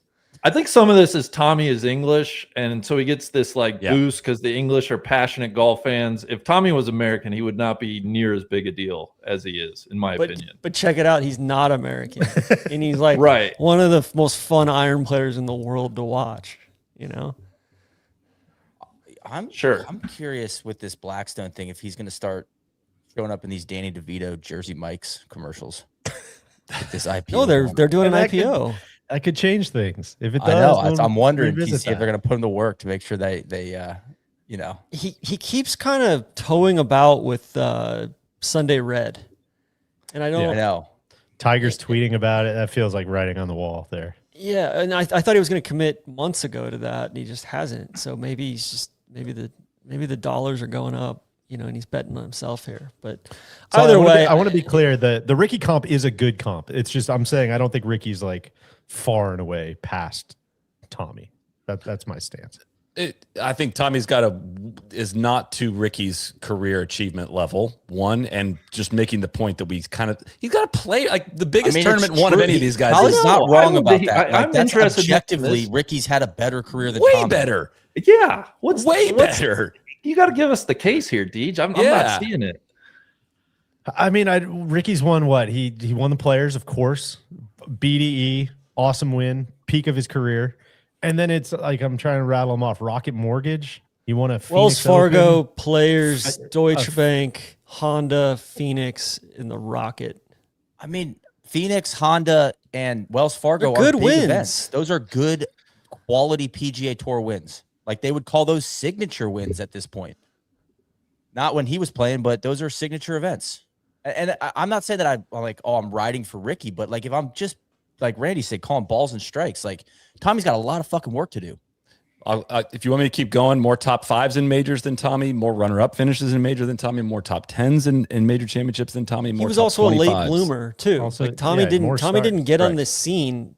You know, he was playing almost exclusively DP World Tour until. That That doesn't still get you major. Yeah. That doesn't get you a pass. Like, No, I know, but I'm that's just saying, exactly to like, the point. there's 200 more starts or whatever we're talking about with Ricky here. Like, I think Tommy's got a lot of really good golf ahead of him. I don't know that anybody's like doubling down on the next 5 years for Ricky. I agree with that. I want to get high on the hopium as well. Like I'm hoping Tommy does have a better career than Ricky. But right now, I would say that it's like, yeah, Ricky historically is a better golfer. More starts, obviously, but I would say like better to this point in his career as well.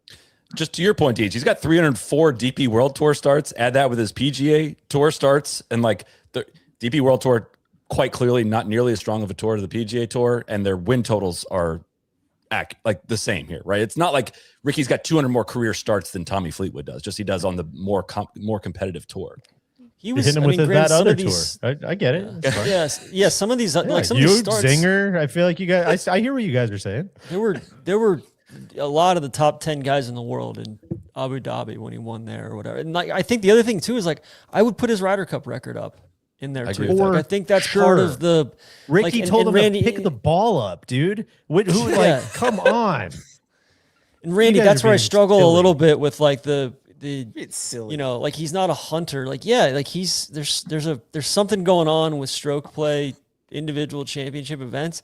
He's been a fucking hunter in the Ryder Cup for what, 3 or 4 of them now. So it's like, you know, granted that's Randy not going lost on him a his great man. dossier, but should have gone to he's live if he wanted to play team golf. he didn't. He stuck around just like Team Rose. He stuck around because Might he's a not have great been a man. good career decision. Tommy has feasted in team matches in the Ryder Cup. He has an excellent record in team matches in the Ryder Cup. That is undeniable. It's always so itchy right now that he accidentally discounted the Ryder Cup in this conversation. Oh no! Oh fuck! They got me there. I should have thought of that. Next topic. Anyway, Let's move on. I just to put a bow on it. Hey DJ, welcome to the squad. Thanks, man. Glad to have you. I may be having you make picks for me because I'm not By proxy. legally allowed to. He's gonna launder picks. Laundering his picks. It's gonna be an accessory to the crime, Deej. Don't do this. Don't fall in with this crowd. Will you actually adhere to it now? That We'll see. Okay. I won't pay it for the Masters. No apology anywhere in here, Solly. No, there wasn't going to be one. There was. And you know what? Tommy finished T4. He shot 4 rounds in the 60s. He didn't get it across the line. I also don't think he debased himself this week. Like that was not the baseline. Your prediction was not. He's not going to debase himself this week. So that's a win this week. Who'd you say debased themselves? That's a good question. Who debased debased themselves this Speed. week? Well, yeah, I think we covered that already. Rom was. I mean, tough season for Rom. yeah, We called it at the 74 beginning of the today. year, Deej. Big spots Johnny and Rumble. majors, and The gambler. Riverboat Rummy didn't come up Kenny with Rogers. with the royal flush. No, he did not. He did not. Yeah, man. Another long winter for the Spaniard. I Long think. December coming up. Yeah. Johnny Rom. Reason to believe, man. Him and Fleetwood. Maybe this year's gonna be better than the last, Neil. I don't know. It's been a tough year for Rom. I will say Rom didn't debase himself. Like I thought for sure we were tracking towards a code of conduct, like 2-stroke penalty or just removing him from the grounds. It was really funny watching feature groups the other day where it was like every time that he was gonna get really mad or do something, they're like, nope, code of conduct, it's working, it's working. Oh, here comes the putter throw. Oh, this is a new John Rahm. Meanwhile, you got Bob just slamming his club. He might have everywhere. debased himself a little bit this Yeah. week, TC. Bob sucks. Got his Out on interview Bob. afterwards was like, yeah, I'm gonna keep doing it. And he had some takes on the course like mixed in there. He was like, it's just really frustrating when you can miss by a mile out here and not get punished, and then if you're slightly offline, you get screwed. Like just basically like I don't think this is a good golf course was his overall message there. Back on the Rahm thing. I mean, it's been 3 years now since he left for Live. He's played You gonna do 11 major championships. only one top 5 finish in major championships in the 3 years since he's left for Liv. He's got a T7, a T7, a T8 in there. So 4 top 10s in the last 11. No, he's still a dude. He's still like one of the best golfers in the world. Like, I'm sorry, he is. By what measure, though? This is so stupid, man. What are we talking about? You're shitting all over Tommy for getting like, this is crazy. Rahm has just not showed up in the biggest moments at all. Of course he's not. He's still one of the best golfers in the world. Like, just hop on here every week, and it's like the only thing that matters is majors. Can you step up in the biggest moments? Boom, boom, boom. And he just hasn't. He's like, he has not. Turtle. I for 3 years. Completely and totally disagree, of course, with his strategy of I'm going to go play on this other tour, the other tour, a very not competitive tour, beat these fuckers up, and then put massive amounts of pressure on myself in the biggest events and fuck them up. Like, yeah, like he obviously deserves dinged for all of that. Like, he deserves all the scrutiny he's getting, all the criticism, and like, it is a really shitty, like a really heartbreaking is not the word. It's like a frustrating thing as a golf fan to have watched one of the top talents in the game like squander an opportunity in the most competitive window he should have to be a very serious player on the world stage. Like, so what? Get he's results just a and get good results. golfer, like in theory. No, he's I don't know what to tell you. He still like measures really well and getting the ball in the hole. Like, he's still good. My question to that, Solly, is because I see the strokes gain chart of like, okay, over 2.5. Like, look at Rahm over the last 2 years. Like, he's up there in that top 10 years. Like, okay, insane. Fair enough. But I'm talking about the last 3 years. I would love to get rid of the Liv strokes gain data and just give me his strokes gained in majors over the last 3 years.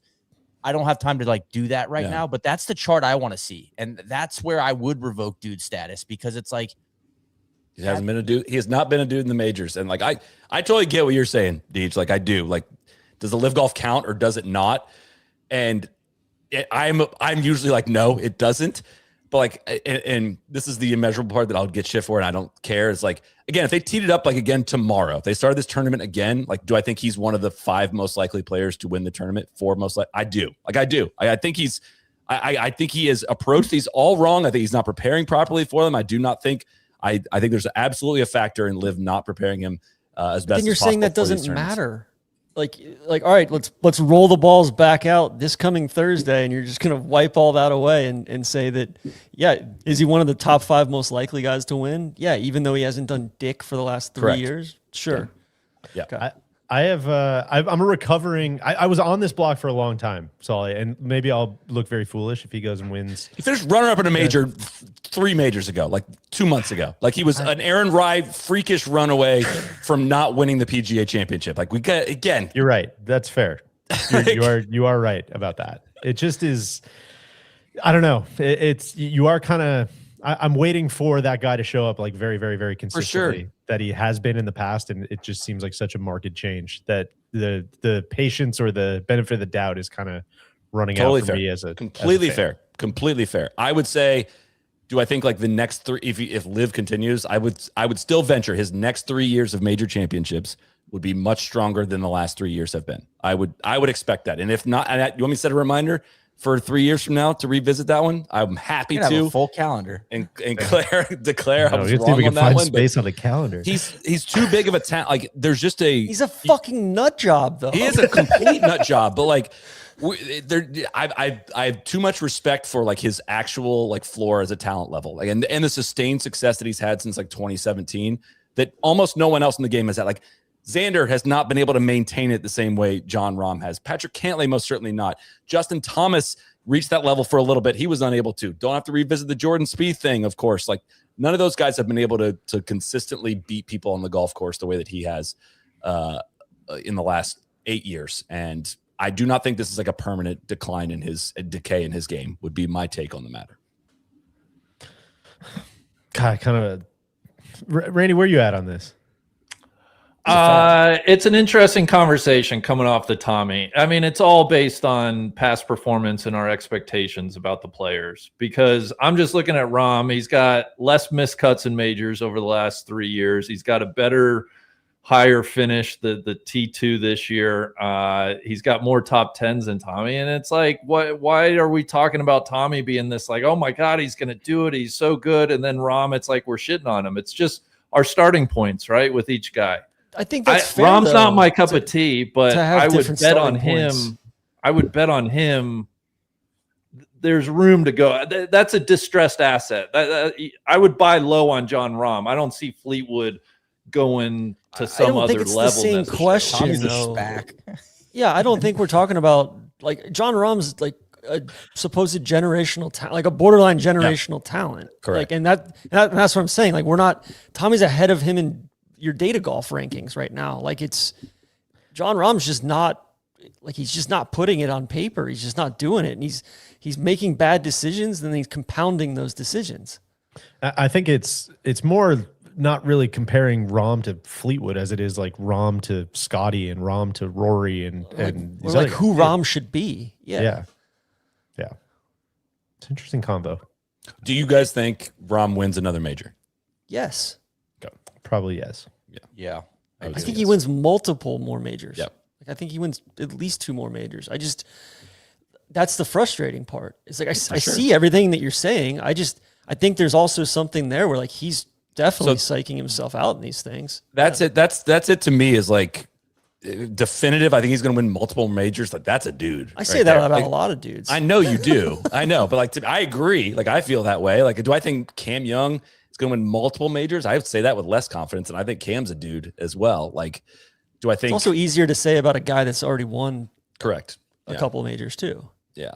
But no, it's still a confounding thing, man. And it is very much you go back to those combos we're having in December of 2023 of like, what's this going to do for your major record? And like, he deserves every second of scrutiny anybody gives him. I deserve shit I can keep bringing it. That's fine. I'm a still believer in the talent, even if the results are not matching it. Like, I think the talent, like Rory went through a period like this in his major championship career where he was just shitting the bed when the expectations were bigger on him, and he came out the other side and won 2 green jackets of it and after it. So it's a very good comp, actually, and it's similar period in his career as well, right? I mean, that kind of turning 30, like that was right before he switched gears and seemingly changed his approach at the majors too. So that's a good point. Anything we need to revisit on the Bryson front? After all that has happened this past week, he kind of exited the premises, shot 2 over, finished at 4 under par, finished tied for 14th. Wasn't really involved in the proceedings today. Again. Tough day for Thez. Not great at the matinee. I don't have a lot kind of left in the notebook here. I feel like we've covered a lot of this over the last couple of days. Certainly in a very fun live show on Friday night. Good to see him avoid the slam. You know, it was good to see him involved. He played really good golf for a long time this week, and hard to know what the weirdness of Friday did for his prospects for the tournament. But yeah, I don't know. I don't know what to take away from his year too. Talk about another person that just had massive potential for the majors this year with so many question marks about what his literal career looks like going forward. You know, I think this was a contract year of sorts, and just pretty much spit the bit in a lot of different ways. So I don't know. Just a confusing, confounding sort of 6 months, 8 months for the big golfer, the formerly big golfer. I'll say this. I would give Bryson a ton of credit. I feel like every time they cut to him today and all week, really gritty stuff, making a ton of par putts, like showing, I don't know, like it's showing some strategy, like playing good golf overall for the week. And it is more fun. He's not for me, but it's more fun when he's involved. For sure. You know, it's like he's a content factory. So he's frustrated. I don't know. He's frustrating. He's annoying. He's performative. We've talked about all that stuff. But at the end of the day, like when I see him make those 12-foot par putts over and over, he's also gritty. And I think he deserves credit for that. And I think that shows with 2 U.S. Open wins as well. It's wild to me. Like, I would say the general reception, even after what happened Friday, was mostly positive for Bryson. I know there were some jeers out there, but it is wild, especially coming off the backs of watching what happened with Wyndham at the U.S. Open. Of like, Bryson's already committed some pretty strong sins in golf in the past several years and over the course of his career, and done plenty of things that make you not like him. Then he, at best, inadvertently stomps behind his ball, as Randy said, like an elephant on Friday. And then when the rules officials, assessed him a penalty, went out there, made a massive performative scene, threatened not to play, spent an hour at the course, delayed tee times, kind of Rory commented on this yesterday, of frustrating the whole field, feeling very performative. And people go out and cheer for him. It's just like, nothing fucking matters anymore, man. I don't get it. I don't. I mean, Bryson is who we thought he was for a long time. And I get that he's got an entertaining YouTube channel, and he smiles at the fans now. And like Shane Ryan had a great piece of just like talking about how he like literally truly believes Bryson practices his stuff in a mirror, and I completely agree with that. And that's the performative stuff for me that I'm just like, I don't know how people do get to the conclusion that they're a fan of this guy, just on the surface. It is electric. Like I'm the same way. Like I want him involved in things because I want to see what's going to happen. But I guess I'm just very still surprised at the public treatment he gets at even amongst the best fans in golf, of like being saluted, almost like cheered for what happened on Friday. It was just like, that's the what thing. are we doing I don't here? even really know if he was getting cheered or not, or jeered or whatever, because we didn't really get a sense of the moment either, or of the scenes, right? I think next year is gonna be fascinating for Bryson. You've got obviously Augusta, he's kind of struggled there, but you've got Frisco right in his backyard. It's a home game for him. Should actually suit him relatively well. I'll be curious to see how they do setup and rough there. Then you've got Pebble Beach, which I have no idea how he attacks Pebble Beach. And then you've got the Old Course, which would seem like par 66 For real. yeah. And and then possibly Live going away. And I mean, it sounds like they're in doubt for their team championship in August, next month even. So who knows? I mean, we could be seeing him play in DP World Tour events. We could be seeing him play the Your Golf Tour, Neil. Yeah. I know you're a big YGT guy.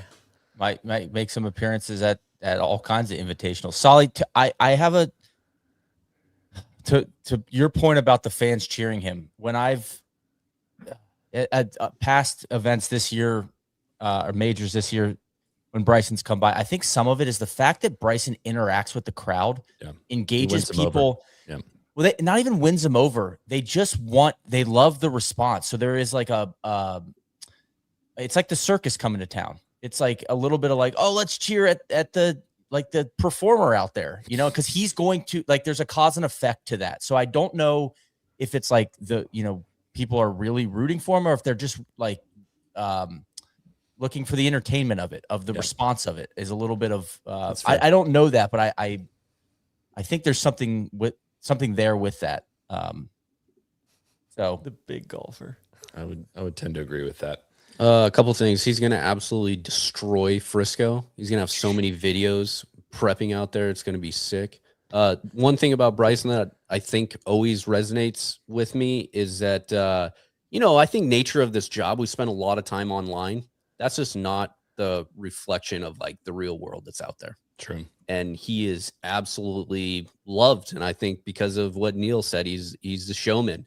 And we have a case because we work golf and we spend so much time in live shows for majors and everything. And we stack all these things against him and kind of create this rap sheet where normal people who enjoy golf don't give a fuck. Yeah. Like truly, honestly, they just see him out there as the person who's showing up, who's laughing, smiling, giving thumbs up, waving. And that's who they think and truly believe Bryson is.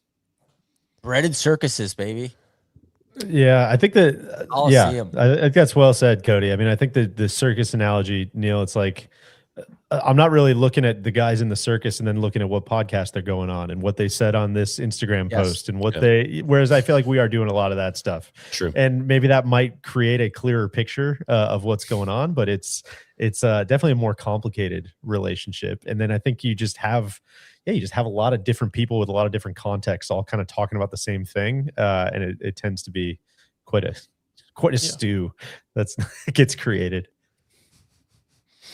Yeah, that just, man, the rules violation is what we'll call it, that happening. And that to me was just like, again, with the British crowd, I'm like, all right, well, that's going to be a thing that flips things. Right. And sure enough, it just doesn't ever seem to matter with him. I mean, the Open is, you got what, 75,000 people there each day, 100. Like, it's not like we're talking too about like the core of core golf fans. This isn't the Masters. This isn't, the US Open. This is it's bigger too. And so I think there's probably more core golf fans there, but they're in the midst of a bunch of other people as well.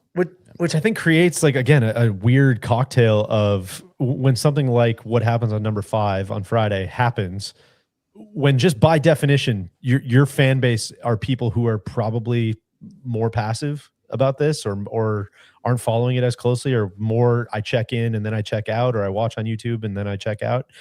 When you have something like a really nuanced ruling happen, like, it's just, of course it's going to be like, oh, they're trying to fuck us, man. It's us against them. They don't like what we're about and they're trying to get this guy out of here. Look at the break that Scotty got. They probably were all it's just, everything's a fucking conspiracy.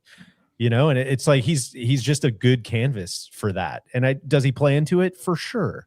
Right. I mean, I think of course he plays into it, but it's the ball on that front just seems to find him, like we said on Friday, and he just seems to keep finding himself in those situations, and it just kind of keeps upwardly spiraling, and I don't think it's going to end anytime soon.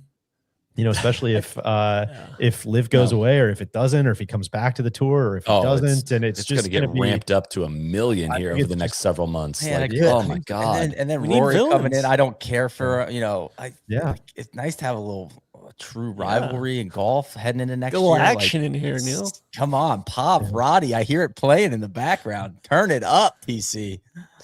Just like we use the word Bryson as performative, Rory also is performative. Sure, for sure. It's up to you on whether you view it as a pro or a con, whether it's, your guy or a negative thing. Rory's doing the exact same thing. And it's also whether you view it as authentic or not. Like, correct. You can be performative, but be authentic with, like, all right, this is what I truly believe, and versus performing and putting on airs, Bryson at Pebble to close this out. T35 at the 19 U.S. Open. He played in 6 AT&T Pebble Beach Pro-Ams. Don't really matter, but only one miscut there. He has a T2 and a T3. So I think... When was the last time he played there? 2021, T3. It's also a notable that, during COVID, basically just freakishly turned into a different person, like golf-wise. Like, he completely transformed his golf game, which is always just funny when you look at his career results. It's like that guy in 2017 or whatever. It's like, God, that was a different guy. Totally.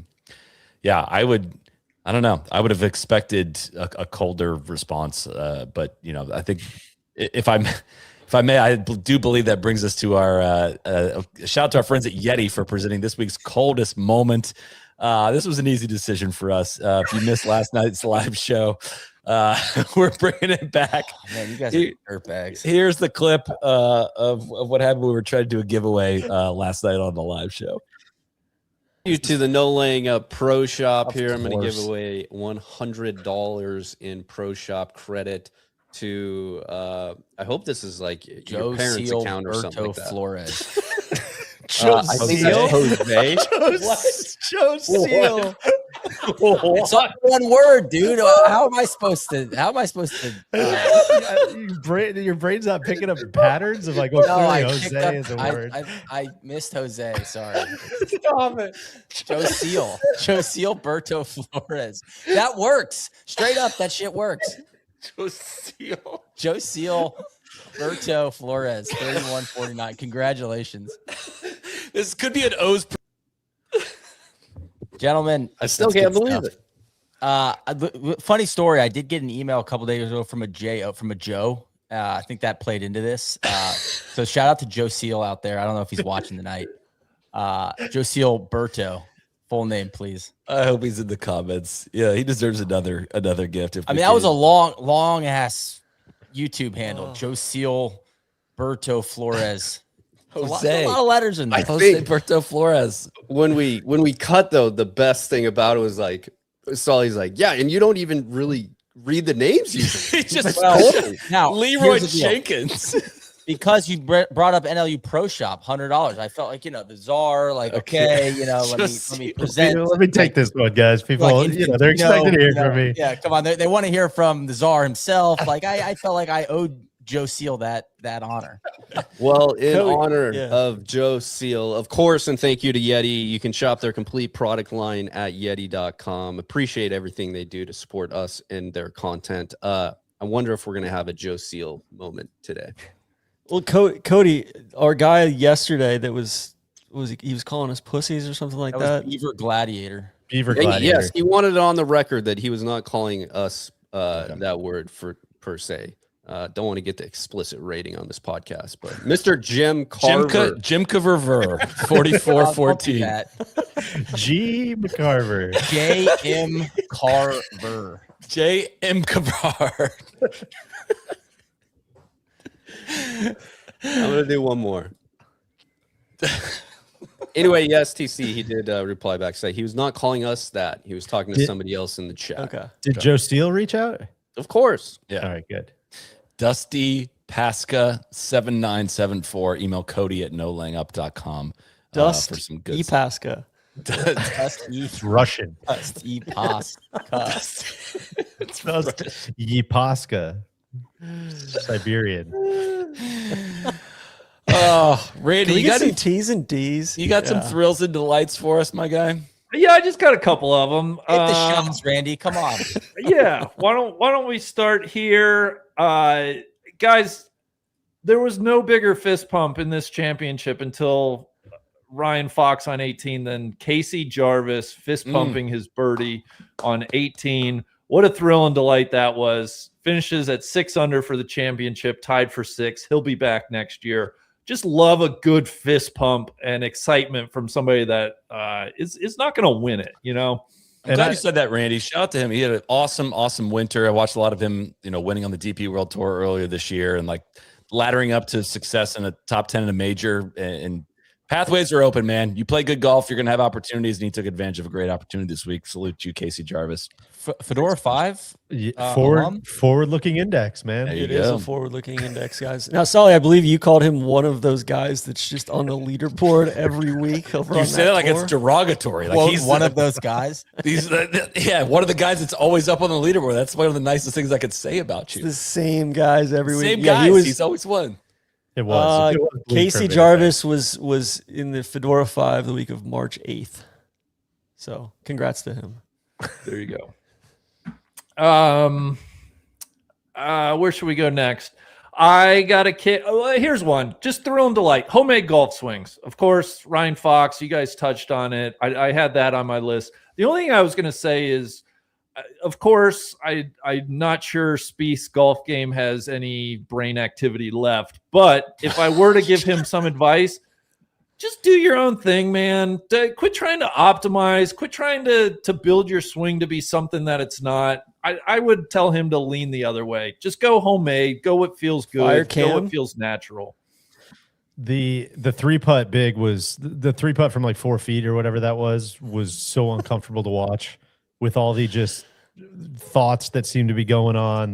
How do I pull the trigger? Is my elbow in the right place? It was a lot of projection for me, but it looked wildly uncomfortable. The exact opposite of Foxy, the guy that just won. Yes. Right. Couldn't be. Yeah. Yes, exactly. Just see ball, hit ball. I think that's what Jordan needs to do.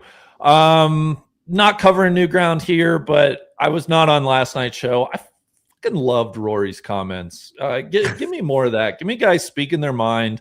That's the beauty of when guys talk to the media. I just, good on him for saying it how it was. I mean, that's a big from you, Mr. Big. I know. I'm long listen, time hater. That's probably the most fired up I've been for Rory in some time.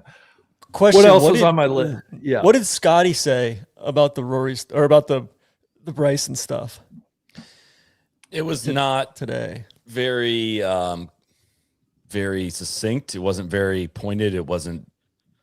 It was honestly kind of the not other way. worthy Like of I want to say a lot mention. of stuff, but I won't. And it's like He all said, right, he said stuff today. He's like, I played a lot of golf with Bryson from junior golf on, and he's not a cheater. He said he thought he was careless with how he stepped around his golf ball, understands how that can be a penalty, but feels like that penalty is not enforced enough.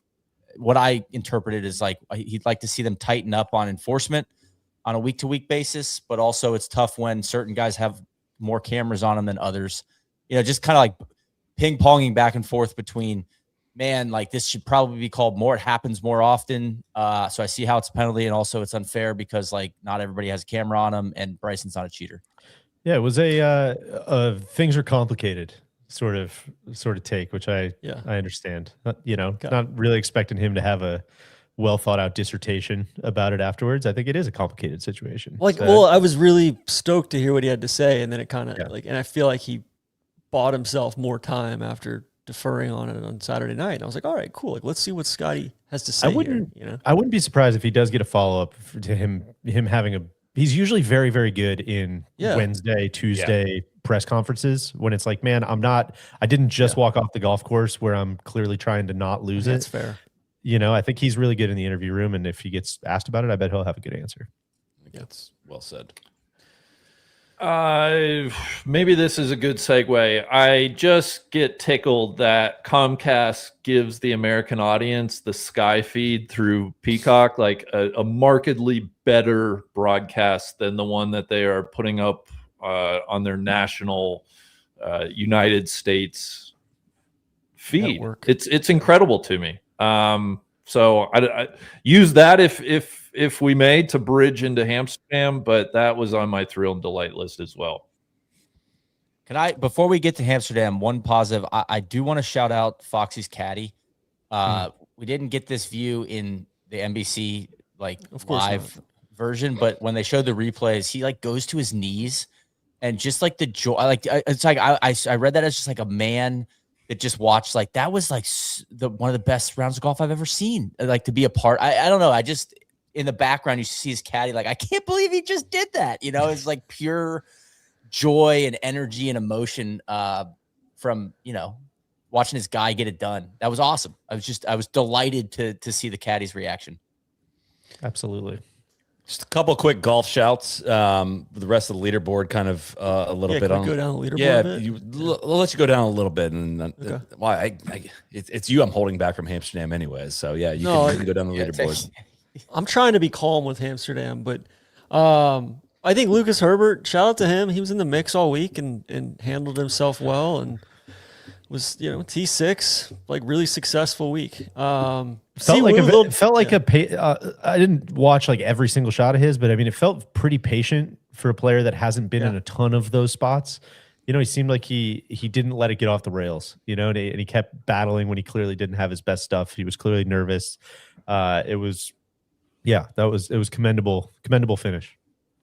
Siwoo Kim got a taste of the cauldron today and went the other way. He looked like he did not want to be there. Those last 3-4 holes, he started. Got it done for the team, golfer. though. We're thrilled with the results. But do we have results? We could skip that. I don't think we need to go through what happened in the easy office pools. It is good. The only thing I'll say with Siwoo Kim is like it's good when the eye matches the brain matches the brain. Maybe I would say where it's like, all right, man, like this guy's never done, which again is what makes Foxy so fucking awesome today. But it's like Siwoo Kim has just been a completely different player when he shows up at the majors. Like, is he really going to hold it together for 72 holes and you get to like 63 holes? And it's like, no, he's not. It's moment got straight up too big. But I hope he comes back and does it a bunch more because he's very fun to watch. Adam Scott, T9, kind of forgot he was playing this week. I Totally don't missed think I it. saw him Just coming get a across my single desk. shot. Sheesh. Russell Henley, good day. He gave a couple back coming in, but was really glad to have him on my squad this week. And he was horse for course, I think. Rasmus Niergaard Peterson, first career appearance at the Open Championship, T9.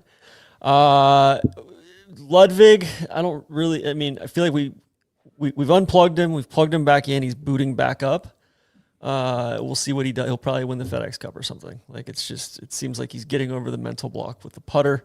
But yeah, it feels like we're gonna get too far down the line, and he hasn't won one of these, and we're gonna look back and be like, holy shit, like this guy wasted the first 6 years of his career, kind of thing. So Ludwig, we got to get it in gear, big guy. Next year's a big year.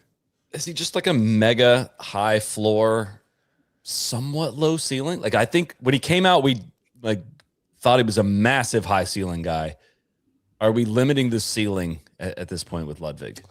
I don't think so. I just don't think he's put it all together yet. I think he's just raw in weird ways. I think he was so good as a ball striker that he didn't even have to really be a great putter or be a great chipper. I think his chipping's gotten better, but I think he's just got to mature and evolve as a golfer. I felt like he was, and then he's kind of backslid this year. So You could see him going the Cam Young route though. Yeah. With the putting, it's like it could click with the putter and just that could be it. The more we talk about these guys too, the more sad I get that Will Zalatoris is just constantly on the shelf. I feel like he should be right in the mix with these guys. Brian Gerard, kind of a birdie-less, Birdie free. Yeah. birdie free, 16 pars, 2 bogeys. Just didn't really get it in gear. Corey Connors, T14, just the most uncompetitive T14 I think I've ever seen. Sungjae kind of slunked away from it after being in the hunt early tournament. Hideki, Bryson, Ricky, Goddard, Bud Colley, Marco Penge. Good to see him playing well. He was staying at home this week. He was pretty unhappy about the Bryson stuff. He took to social media to hit out at Bryson. Noren, Solly, what's your take there? T18? I'm trying to do the math of if he's got enough points to go to Visby in August and have his kid ruin that green all over again with the Tonka truck. Flashy wide boy mobbed up. TC, I don't know if there's a big payoff for this next one, but again, I famously put a calendar invite 5 years ago on the Sunday recap pod. LBC, right? This is quote. This was set for Sunday, July 19th, 2026, back in July of 2021, to revisit TC predicting Morikawa wins 8 majors after he won at Royal St. George's in 2021. Man, TC, this is tough. How old is he? He's 29. He turns 30 before the next major. He is a baby. He's little baby Colin though, for a reason. I think he's been hurt. It seems like his golf's gotten better this year once he got injured, which is kind of crazy. I don't know what to do. I don't think he's gonna win 8, Solly. Okay. I think he's probably got 1 or 2 more in him though. I couldn't tell if TC was gonna. I couldn't tell if TC was going to try to really hit the shot there. If he saw a hole in the trees that I was not seeing, but Cam Young in the bunker. Just take it unplayable there, TC. Yeah, exactly. Move on. I know I've been actually got TIO relief. Yeah, I would like to distance myself from this one. Just I know we've been lockstep for a lot of this pod, but I'm not here with you. Yeah, Raitan, Dan Brown, Xander, all T18. Victor Perez was the low clique. He was T28 with Cantlay, Koepka. All right. That's Bitchy Bob. Was he the only clique in the field? Had to be, right? We got Moronk was in the field. Low clique to only clique. That's good. Well, That's a good change up. I think he had to be. Suber. We got to talk Suber real quick. Suber.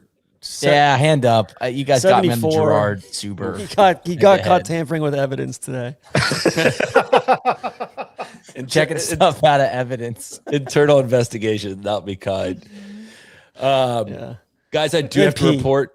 T46 for P. Yeah, I have to report our this or that head-to-heads that we did on Wednesday's show. All-time epically bad performance by the crew. Just extremely bad. TC was the best at 9 and 10, 9 wins to 10 losses. DJ went 8 for 19, 8 and 11. I went 6 for 19, 6 and 13. Rainey went 5 and 14 in our head-to-heads. That was Jesus. really tough. Tried to do that. Really tough. Extremely tough. Yeah. How about that?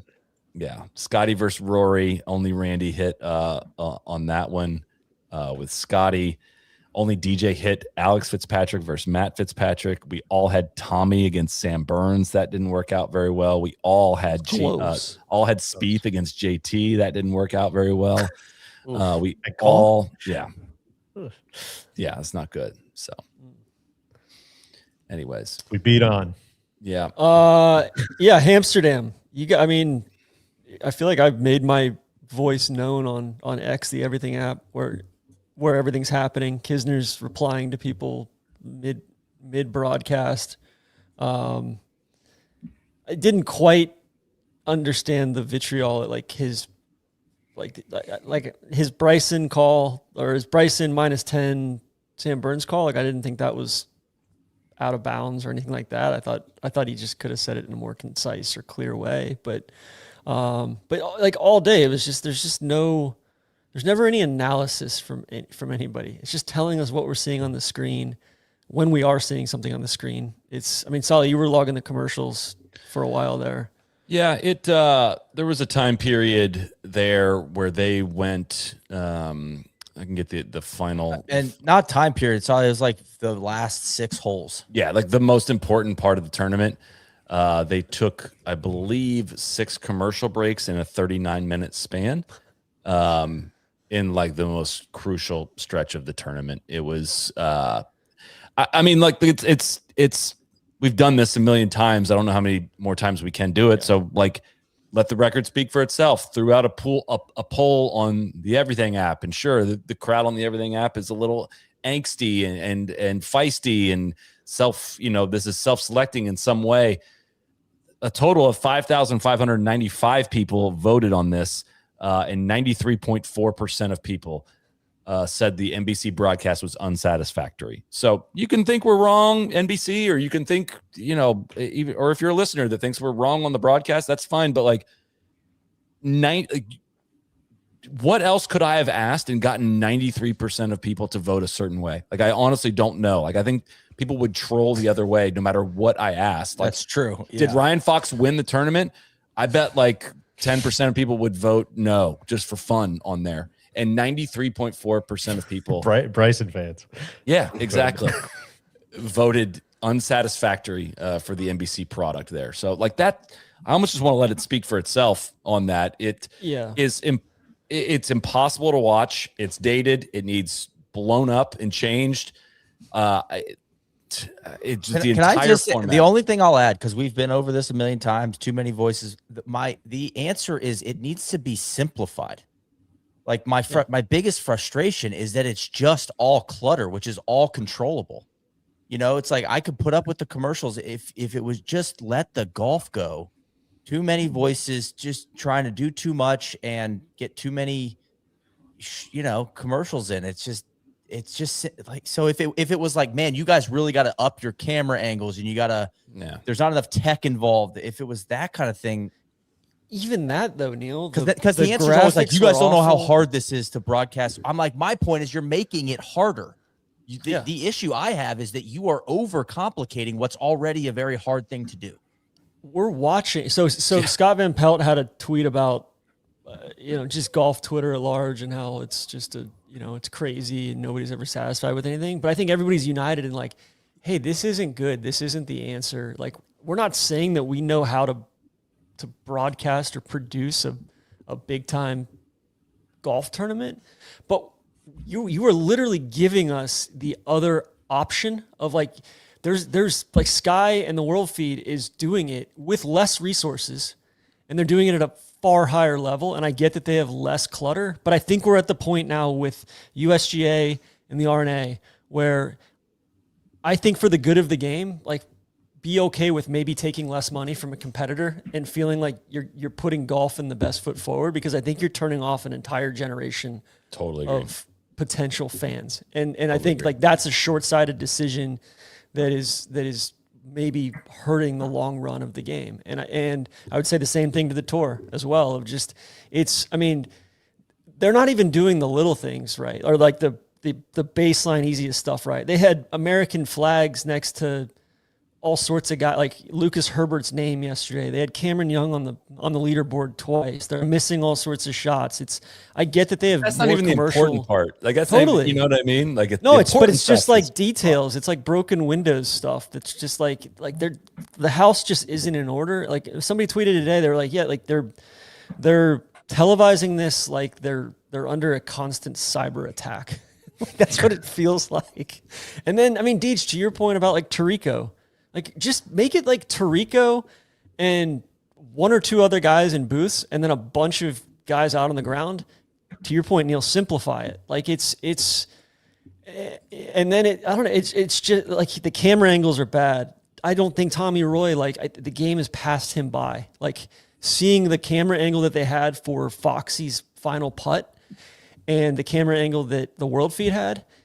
It's like staring straight down from the top of the clubhouse with no context, no reaction, no fans at all, versus the World Feed one is showing, half the grandstand and all of that. I had a friend come in from Australia who he texted me today. He said, man, like I've been here for 3 days now. Now I see what you guys are talking about with NBC. Like this is horrendous effort.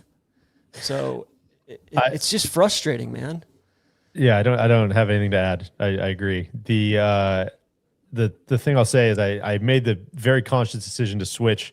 Yesterday I talked about this, but when they're frothing everybody up for Bryson to get to the first tee on Saturday, who knows? Is he going to play? Is he not going to play? Even if you're a casual fan, it's like that's got to be the number one story.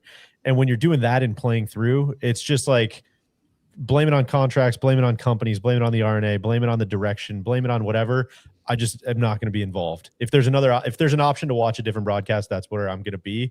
And so I watched Sky and the World Feed, which is, I feel sheepish saying, is available through the media site if you're credentialed. So it's like we had access to watch that, but it almost was it was like proof by omission, or like proof by removing yourself from the situation. I was like, I think that's one of my favorite opens I've ever watched today.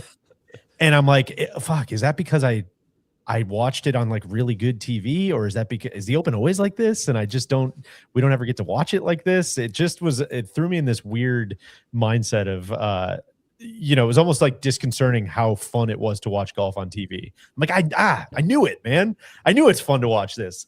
And once you get rid of all that clutter, it's just, you're kind of left with great players playing great golf courses. And that's kind of all you need. I would say like if you're the RNA or the USGA or the PGA Tour, put them on concurrently on two screens in a conference room and sit there and watch 5 or 6 hours of it. You can't touch your phone. Yeah. And you got to just see. But like in a compliment for the World Feed and featured groups and Sky, like it's brilliant. The commentary is brilliant. The Open radio is brilliant. The color and wit and just description that they use. It's like everything I love about the Open. And so my thing is like, why doesn't NBC just save the fucking money and just use the World Feed? Dude, that's where I'm like, that's what I'm throwing my hands up. I'm like, everybody's always yelling at us. Hard. Like, this is so hard. It's so expensive. You have no idea. I'm like, dude, I'm just watching. Like, what is the World Feed? I can't even describe. Like, who's paying I don't understand how the finances of the World Feed work. But I'm watching. Like, I'm literally just watching them do all of these things. The whole thing is the commercial load squeezes all of this out. And like, I again, this is where we all just kind of throw up our hands at each other. Like, I get you paid massive fees and you got to make it back through commercials. And what you're just not getting about this, everyone that wants to argue it, from the networks wants to argue, we don't care who to blame in this. This just sucks. Like 6 commercial breaks in 39 minutes during the most consequential stretch of it. Like, you don't understand. Those are the most valuable commercials. No, I do understand those are the most valuable commercials.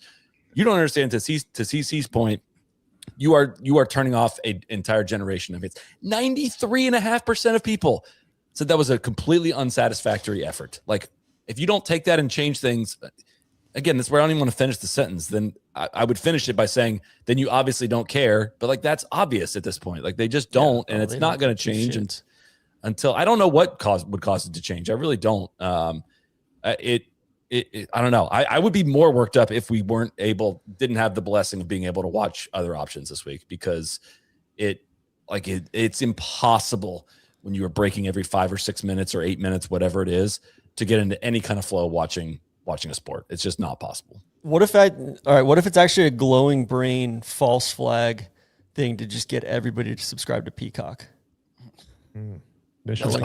I've said for years, I'll pay for this. I'll pay for an option to not have to sit through all these commercials. I fucking love golf. I do. Yeah. God, this is where this turns into a 40-minute conversation, but this is where there's just not enough of those people, Solly. And this is where I think golf gets really interesting over the next 10 years. As far as how do you allow the casual or the very core fans, the people who are like, I'll be there on CBS every Sunday at 4 p.m. I don't care what tournament it is. How do you allow them to be critical mass enough to support an entire TV deal, while also having all of these realities of we're going to break every 5 minutes. We're going to just kind of take advantage of the system that we have, but also there not being enough people to sustain a paid product. It's just, I don't know. It's going to be very weird. And then you throw in inflated purses, and then you throw in we can't go backwards, and then you throw in rival tours, and then you throw in and that's where it's like, all right, well, it's probably good for the 2 hour and 6 minute mark. But that's fine where the like the PGA Tours in that scenario. But I would argue, all right, what's the mission or the intent of these governing bodies, PGA of America included, is to be stewards of golf, to be stewards of the game, bring it forward. That's not at all costs, right? Like I just don't know why they need, I don't know, like I know they're floating their entire budget off of this, but at some point, like at what cost, right? Like if you're turning rabid golf fans away from your own thing, it's like you're choking yourself off. It sucks. So I just go back to you bring Mike Tirico is a total pro. You bring him all the way over there, and then you don't use him. Use a spotter. I just don't. I've never like. I would like one of the executives to explain that to me. It's like, is that his choice? I can't think it's his choice because he's just hanging out. He's on at the beginning and he's there at the end. But and then you have like 3 other crews. I'm like, what are we doing? Just yeah, and like I agree. CBS isn't perfect, but they've gotten a hell of a lot better. But it clears the bar. Like I don't feel like we need to dedicate 10 minutes. We're not wondering whether they care or not. Yeah, I don't have to dedicate 10 minutes of like nitpicking their mistakes apart, because it's like it just feels like the effort's there, and it feels like they clear that. It's never going to be perfect. Like again, producing, common thing we say with all of these, producing a sport with 18 different stages and 70 balls in play is inherently extremely hard. And it's like, man, the commercialization of this sport has just gotten out of control, and it is suffocating the biggest golf events. And it's kind of like all it's the events that have supposedly gotten bigger and bigger with the PGA Tour and Live separation. And as we get into a new era and whatever that looks like, it's just all got to change. I know this is PGA Tour conversation versus USGA and RNA is a different thing, but man, just not it. It's not it. And Michael Kim's commenting on this. Like this is breaking contain. Like the players are texting me about it. Like, I have friends of mine from high school texting me about this. How do you guys watch this every week? Like it is broken contain outside of just us bitchy golf Twitter folks. Like that's not what this is anymore. It's a massive problem. But the role that I usually play here, we're not just pointing things out. What I would say is TC had a great idea. I also tweeted this to Josh Carpenter. NBC is off of the golf, so the entirety of the FedEx Cup playoffs will be carried by CBS, excuse me. NBC will be back next for the President's Cup. I said, I know that they care. Everybody at NBC, please sit down in a conference room, do an AAR, and have 3 screens and have the product that they put up, the world feed with Andrew Carter and the Sky feed, and point out and say, okay, if people are saying this is what we like, there has to be a middle ground there. Playing through has become a crutch. But playing through is also supposed to be an advancement to where you could still see shots but it's hard when you're comparing it to Sky in the World feed where like pivotal shots are going. You have to be able to pull yourself back out of commercial to show them. And we gave glowing reviews here, of course, for having Sky on Peacock. Please don't take that away. Oh God. Please don't take that away. That's gonna be what happens. next. It's like, oh, I didn't even realize we had Sky. For We got to get rid of that. As we got soon to as you guys- geofence that shit. As soon as you now. guys started, Brian Roberts praising listens and it, finds out about that. Yeah. that is what's going to happen, and that would suck really, really bad. We mentioned Open Radio, by far my favorite thing about the Open every year. Major shout outs. I know Marcus Sue, the great Sophie Walker, everybody else there gave us a lot of run big. Unfortunately, we've been going over for the AIG Women's Open the last couple of years. No radio this year for the women. So maybe next year we'll see what happens. But I loved it. Plenty of time cutting grass. There's ample opportunities to get your Open coverage. It just stinks that like the worst option is the one that we're served here in America. Can I do one more idea from the RNA? Make the world feed available for a $10 fee for the week. Like, or just put that on Peacock. It never breaks. They do not have commercials. It's just golf the whole time. Well, I think that's the thing. Like they're sending that, and then other countries get, they'll put their announcers on it, or like. But that's the thing. Like these cameras, NBC uses some of the world feed cameras. I think like it's, and yet even the color grading and saturation is totally out of whack. It's like everything, they get everything wrong. Zero taste. And that's legitimately, it's like I could nitpick the commentary too, but it's not even. We could easily do that, but it's just like, dude, it doesn't. It's unprepared. It's not it. Final standings from the Easy Office pool. Neil won the pool this week, $2.5 million. He didn't win. Dedicating my win to Joe Seal. His players got $2.5 million behind the scenes. Cameron Young was a big carry there. Siwoo Kim as well. Excellent draft from Neil. I got second, just shy of 1.4 million. Randy, big Sunday from Scotty, his favorite player, got him almost $1 million. TC took 500. He mentioned Foxy. Russ digging for you. Mentioned Foxy before taking Cameron Smith with his last pick. I was poking around in the right waters, just DJ, the wrong side of. With Cody drafting for him, unfortunately, will be fifth. 310. Unfortunately, he was canceled. Cody, what do you think? You think we're doing the get ready with me video or the watching the Hawk on Netflix? No, you're doing the get ready with me video For sure.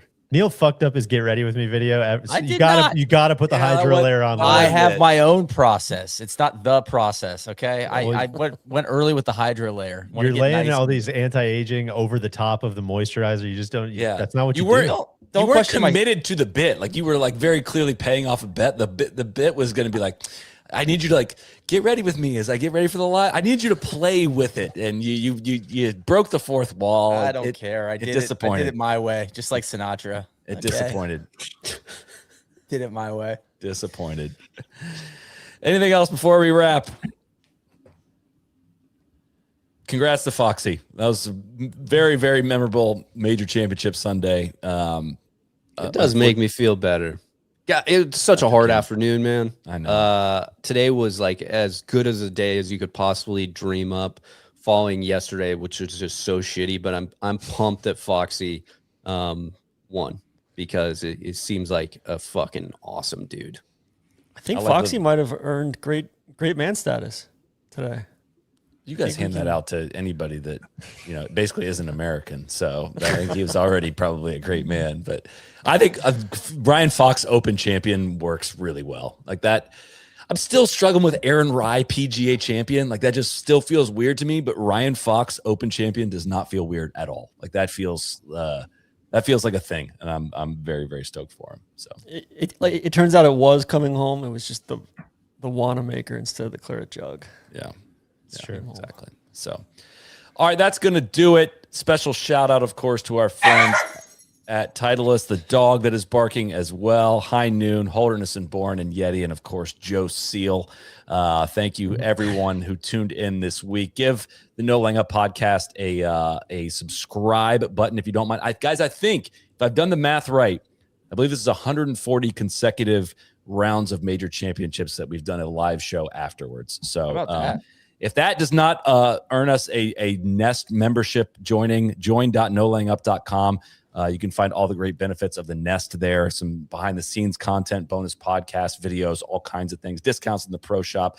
It's all listed there. Yeah, thank you everyone that tunes in during major weeks. Always feels weird to end them in July. It feels like there should be another men's major coming up very soon. We'll of course have the AIG Women's Open to wrap up major season, but it has gone very, very, very quickly. But thank you everyone that tunes in live, provides a lot of comments in the chat, and watches on YouTube or wherever you watch here to listen to it. We greatly, greatly, greatly appreciate it. So thank you to Cody running the ones and twos, Matt running our social. We'll see you back here next week for a slightly less anticipated 3M recap. And thanks for tuning in. Cheers. Oh, tune in the Rules podcast Tuesday, because we got some rules stuff coming. That's going to be a really good one. You're going to like that one. That was recorded last week or 2 weeks ago? It was recorded prior to all of the Bryson stuff. Okay. But we still touch on a lot of that stuff. We just do. not with the most recent examples. Yeah, but it's going to be a good listen, I think. So anyways, Awesome. Cheers.